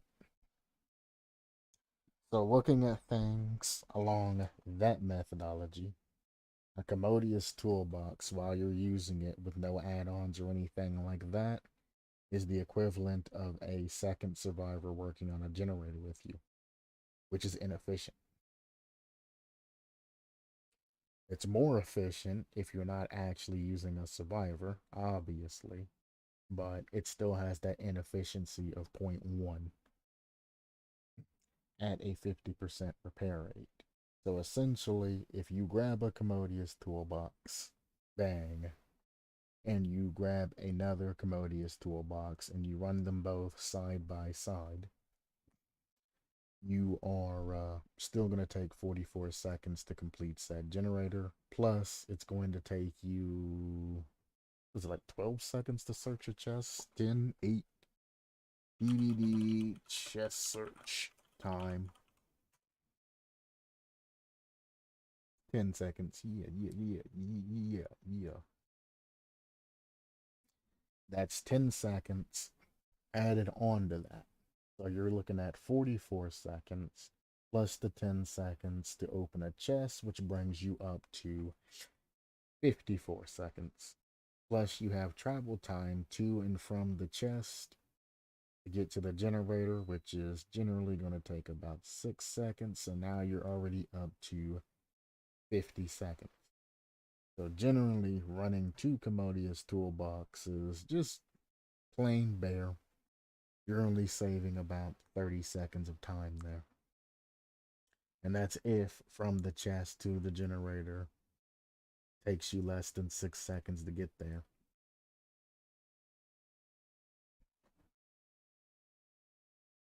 So if you think it's worth it for, saving an extra 30 seconds but having to do all of this crazy convoluted activity of using a commodious toolbox, then going and getting another one out of a chest, which you have to know the location of the chest, and doing all of that, then maybe this perk is worth it to you. But most times, or oftentimes, it's not.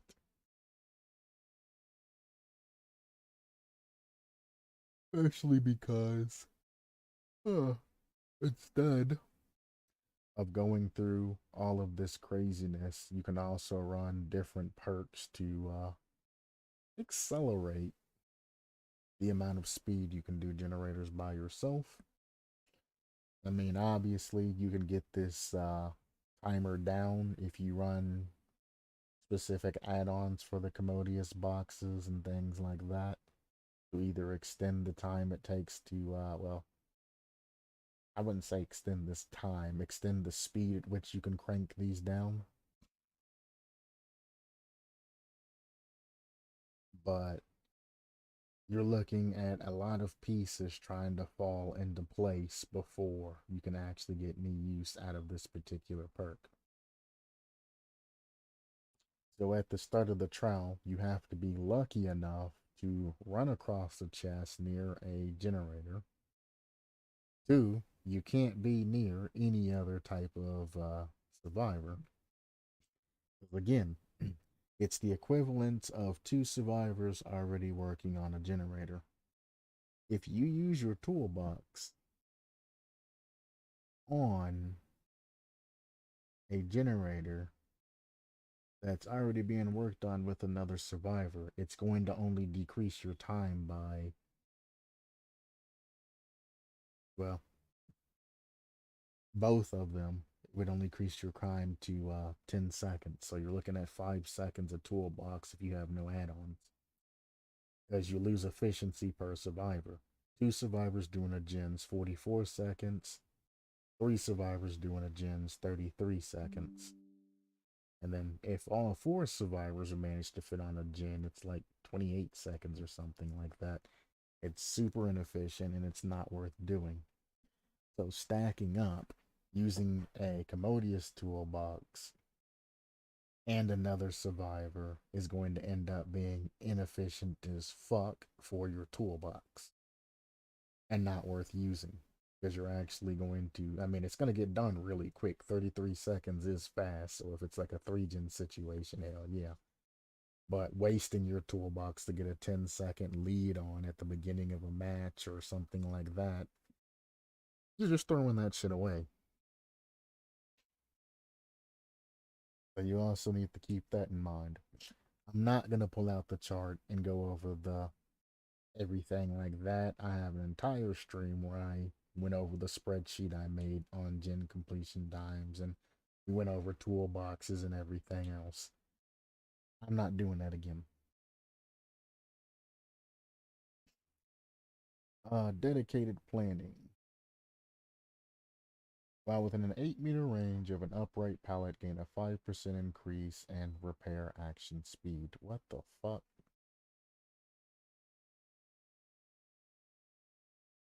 Dropping a pallet without stunning the killer blocks the killer from breaking the pallet for the next 10 seconds. This is absolutely positively horrid. Because you know what's going to happen? They're going to run that poor killer the hell through the kill shack, and then they're going to drop that pallet. And you know what the killer's going to have to do? The killer's going to have to walk all the way around to try to either cut them off or try to walk and then jump through the window.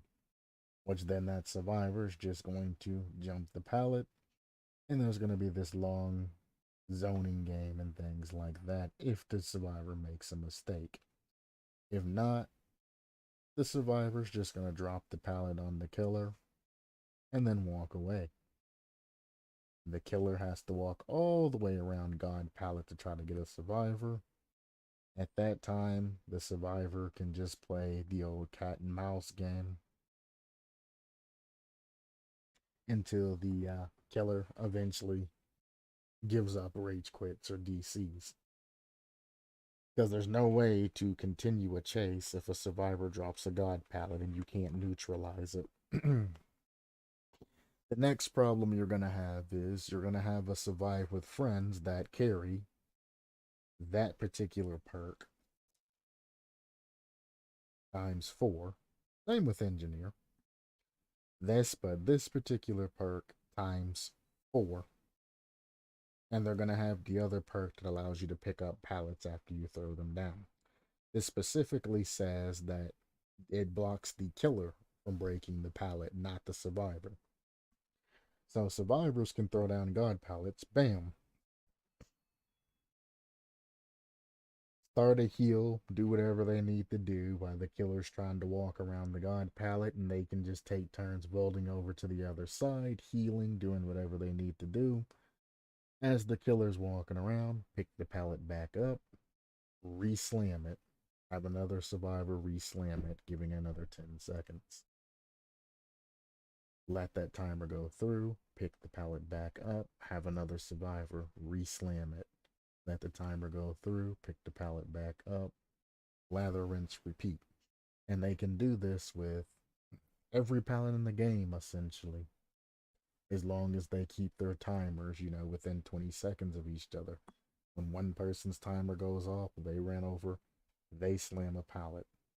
There's going to be a 10-second gap in between uses where the killer can try and down somebody, but by that time, they have all that time to heal, bullshit, and do whatever they need to do.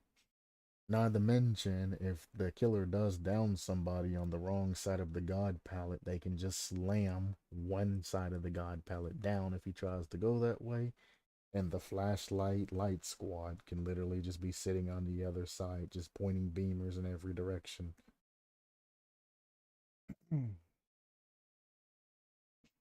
Then we have only one chance. Placing a foundation has to be done correctly the first time. Indeed. While working on a generator without any other survivors, you get a token every 10 seconds, up to a maximum of 16 tokens. Anytime a generator would explode for reasons other than missing a skill check while you're working on it, instead it doesn't. If it would lose progress, it still does.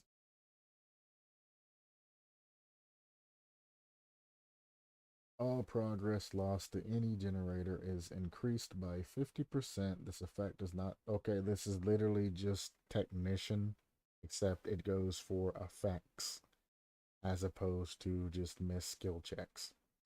The reason I'm against this particular perk is, one, you have the upper limit of 16 tokens. There is no way in absolute hell that a killer is going to be able to proc a gen exploding perk that many times.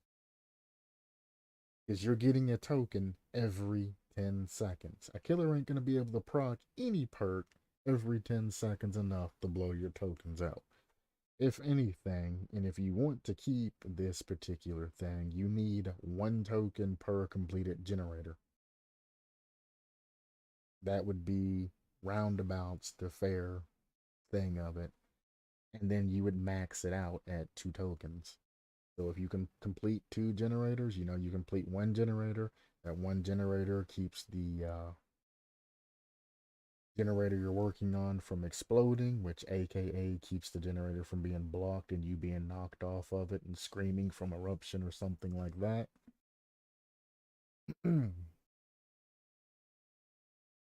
And obviously, all lost progress to the generator is going to be increased by 50% to make that anywhere near balanced.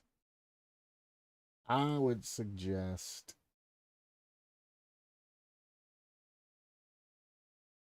getting rid of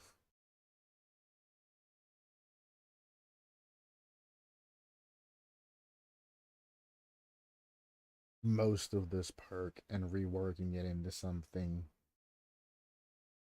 more reasonable.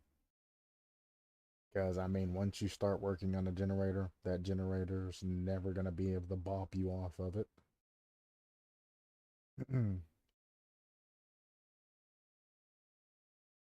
And for some killers, they rely on that shit. Don't need to know any of that.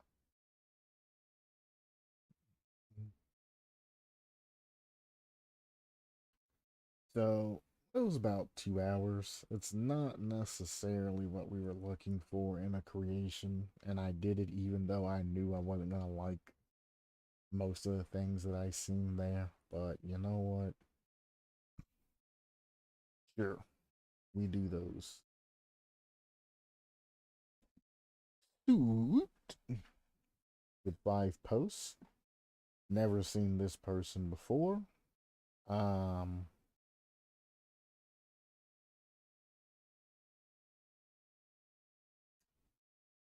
they're new here. I'm just gonna leave it at that. They are new here. Oh boy.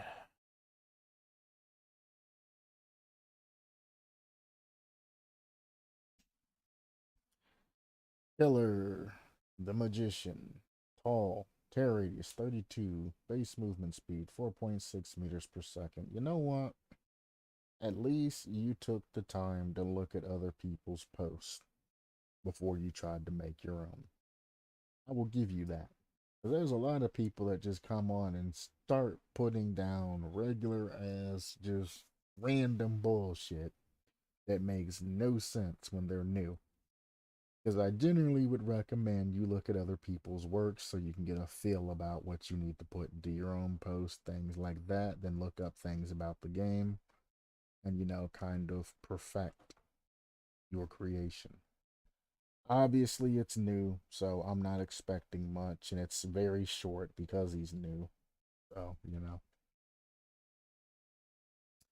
there's going to be obvious problems, but I do respect the fact that you at least took the time to learn base Dead by Daylight, at least to this part right here, this far. You took to learn basic Dead by Daylight and put down the correct information. And he actually put 32-meter tear radius, not 32 meters per second tear radius. 32 meters tear radius, 4.6 meters per second movement speed. Beautiful. Tall. Beautiful. Power. Behold. Point at a generator anywhere on the map and hold the active ability button or active power button. Why not? It's just power button. Just power button. For 2 seconds to release 2 gory bunny doves flowers from the generator, scaring any survivors, repairing it, making them scream in terror, and revealing their auras for 1 second, while also requiring 1 stack of Mystified. Any survivor who screamed will trigger a hard skill check next time they repair a generator. 8 seconds cooldown. um,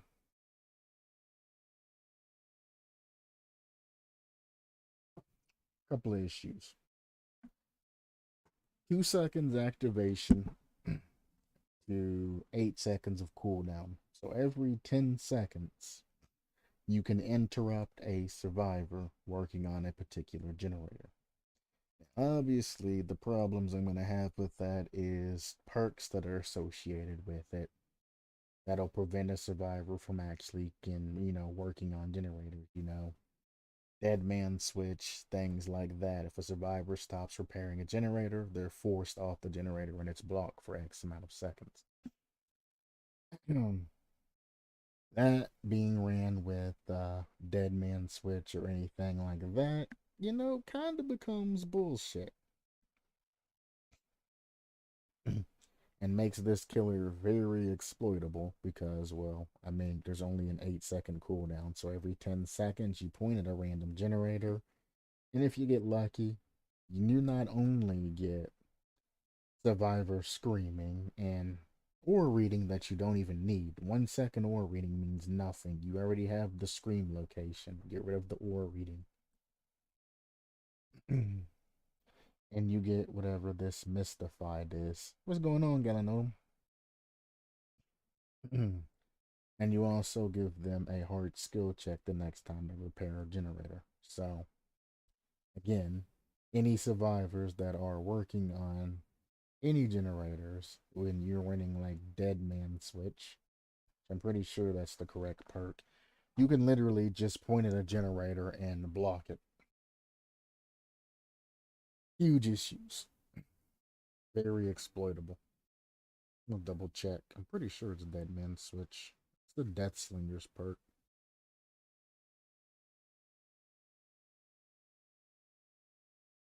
Gunslinger.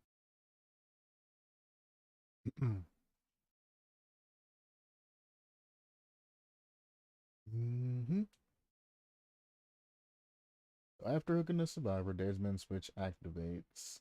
While active, any survivor that stops repairing a generator before it's fully repaired causes the entity to block the generator until Deadman Switch effect ends. I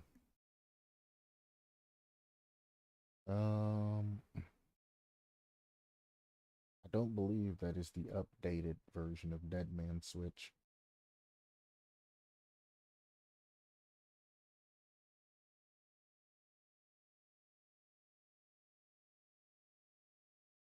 I'm pretty sure that's been updated.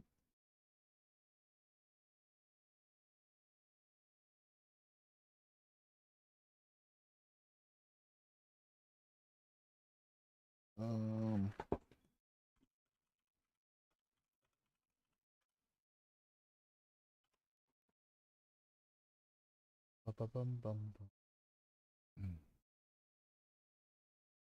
D&D. Oh God.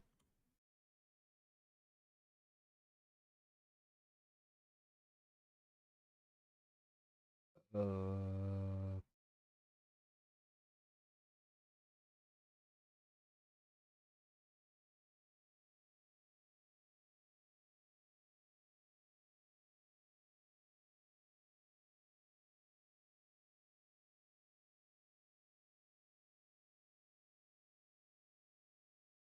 is the new Dead Man's.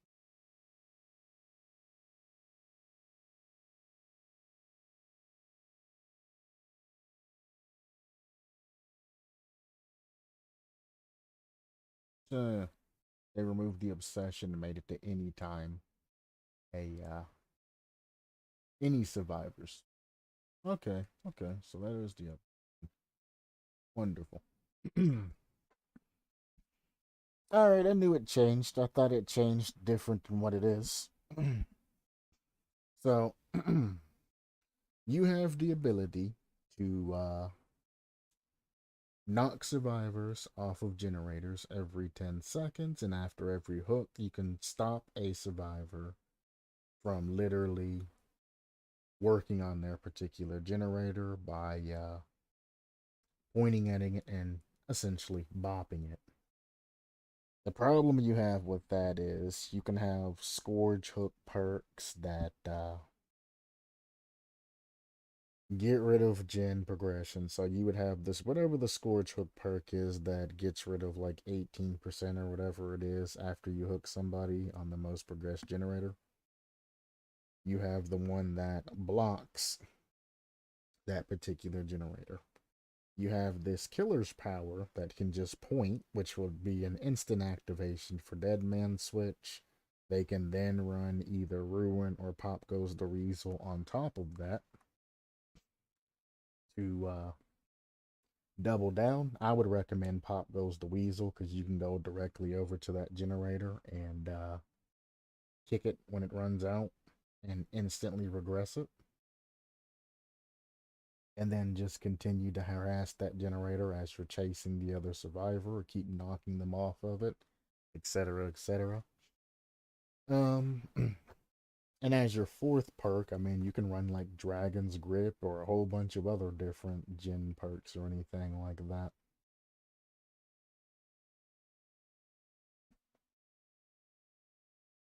But what it comes down to is you're able to very heavily exploit with this particular killer.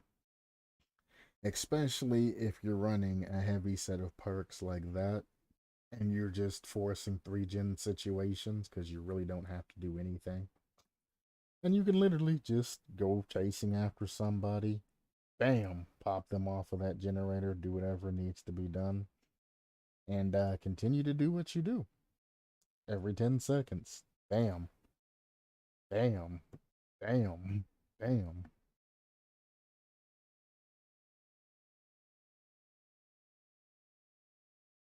I lost my train of thought going over everything. Uh, there was another perk that I wanted to call out that could be heavily exploited by the 8 second or 10 second Jin, basically, essentially making them scream and all of that. I don't remember where I was going to go with that. My mind just kind of went blank. There's another perk out there that heavily exploitable by the power of the hold. Um, Mystified. Passing a hard skill check will remove a stack of Mystified. Any survivor who reaches 4 stack and gets down will trigger a Mori for the killer. A mini Mori based off of just missed skill checks.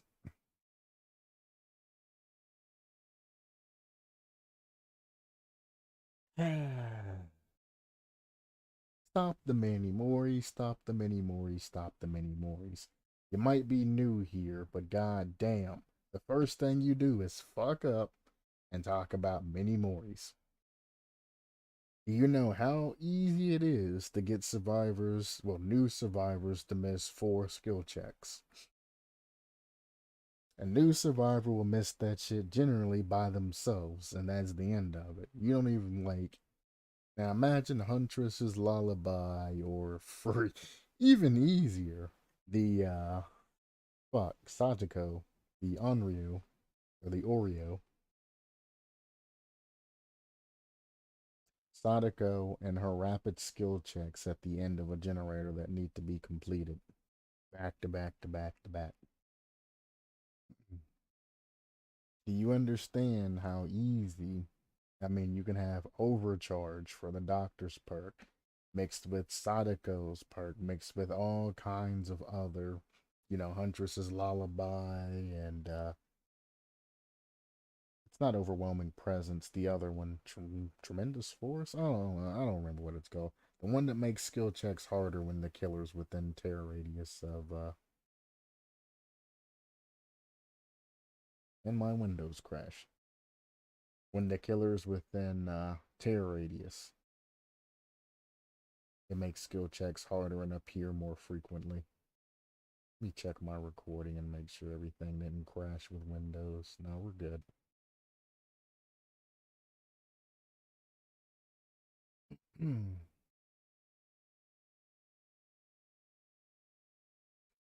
So, I mean, and only missing 4 skill checks triggering that's kind of ridiculous. You might want to find another way to get the mystified up. Sadako just came out, and it takes 7 blips of that, which is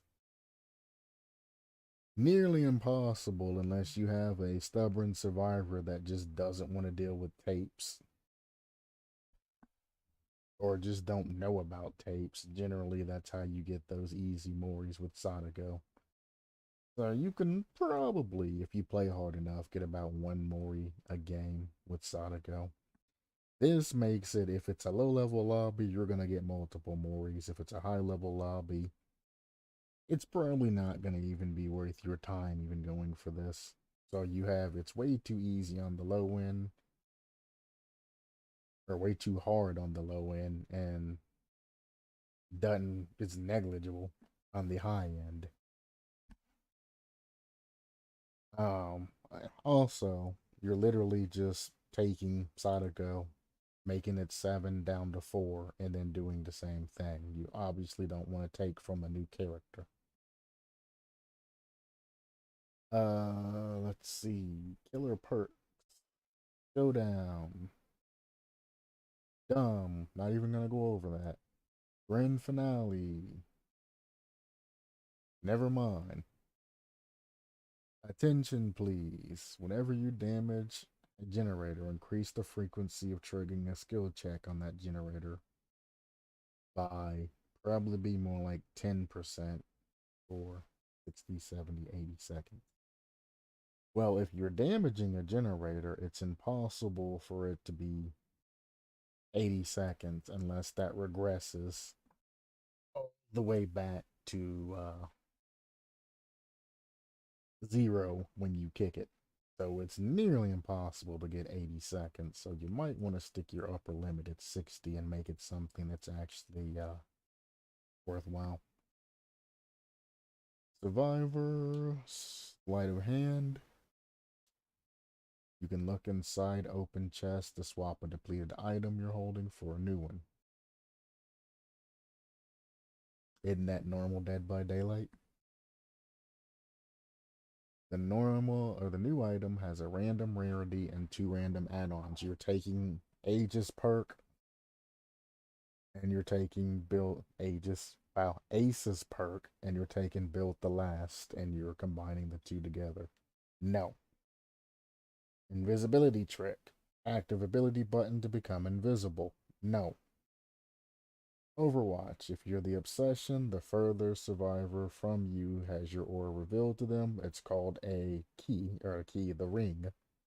The ring shows the obsession's aura if you put it on a key. Already exists. No. All of this. No. No. No. Chapter idea. It's not even a full chapter. No. You're new. Like I always say, look at everybody else's works in the actual forum before you start posting your own ideas and things. Because I guarantee you, somebody's either done something similar to it or you have no idea what the hell you're talking about and you're going to end up just making essentially a fool of yourself. And that's what's happened here. Came in, only has 5 posts, already hopping in saying chapter idea. Not even a full chapter. You have a killer listed with basic stats. You have a not even well thought out power. Already went into a mini Mori. The perks ain't even usable. The perks for the survivor aren't really usable in Dead by Daylight. And then even the map that you're trying to say is literally just the stage. That's not telling me much here, buddy, with all of this and all of this. So all of this is incomplete and needs a whole lot more work put into it. It needs to be more thought out. It needs to be wrote. You need to remove the mini Mori that you have. It makes no sense as being part of the killer. It's a magician. So, no. I would have to give this particular post, I'm not going to say an F, because despite as short and everything it is, they did use the tools of the actual server and did everything for the most part right and, separated things like that. So it's definitely not an F. And it's definitely not a D because everything is ordered properly and all of that. So I would give it about a C minus, below average. Not average work that comes through here, but it's very much below it. So C minus, maybe D plus, somewhere in between there. Because they have the ordering, the writing, all of that, the words, everything that goes through it. It all looks nice. It's very good eye candy, things like that. But there you go, C minus. But everything else is yeah. Yeah, it's passable. Albeit barely. It's passable. Um, take out the chapter part of that. Just put idea, obviously. But it's passable. It's just not good. It's below average. So, I mean, if you're all right with that, it's fine. Because, I mean, he is new. Kind of the work you expect from somebody that's new. But it's decent. Now, some of the other people on the forum that had, decent ideas that were well thought out could pick up a little bit of, titles and headings and all the bulletin points and everything like this coming down and looking like this. That would be some real good eye candy. And even this can be made better. I mean, this is perfectly fine, but this can even be made better if you want to go above and beyond.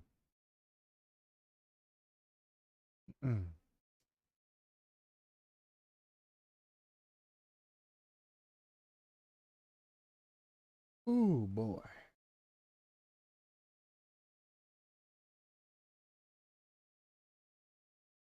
I'm starting to get heartburn. I ate some rice out of a can. It was a bad idea. I feel like I'm dying on the inside now.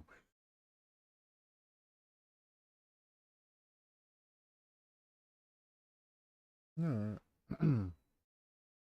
Alright, I think that's gonna be it for the day. Dead by Daylight. Review wise. However, like I said, later on in the day, when I wake up, I'm going to be finishing getting all the Skyrim VR and all that stuff together. And hopefully, I'll start streaming a little bit of that soon. Hopefully, everything goes well, everything runs fine, and we can go from there. He's dying inside a dupe wound status effect. The deepest of wounds. The deepest. Except I can't find my min button. I seem to have misplaced it somewhere.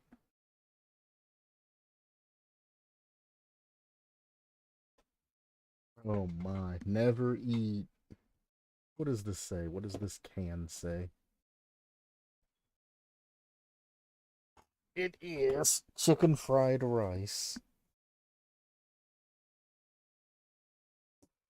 And it has peppers and carrots and a whole bunch of other stuff in it. I picked it up, I opened it. The wound is so deep you can't even visibly see it. Pretty much. Pretty much. Yeah. Long story short, don't eat fried rice out of a can, no matter how lazy you're feeling for the day. Don't do it. You'll die. Well, you might not die, but you're gonna feel like you're dying. Either way, that is going to be it for me. I need to get some sleep, and then I have to wake up and spend about 2 hours trying to get Skyrim VR to work properly and all of these mods to work. So, woohoo, I'm going to be busy later on. Thanks for stopping by, as always. Oh man, I'm tired. Woo! Supplement your lifestyle and don't eat rice as we can. See ya.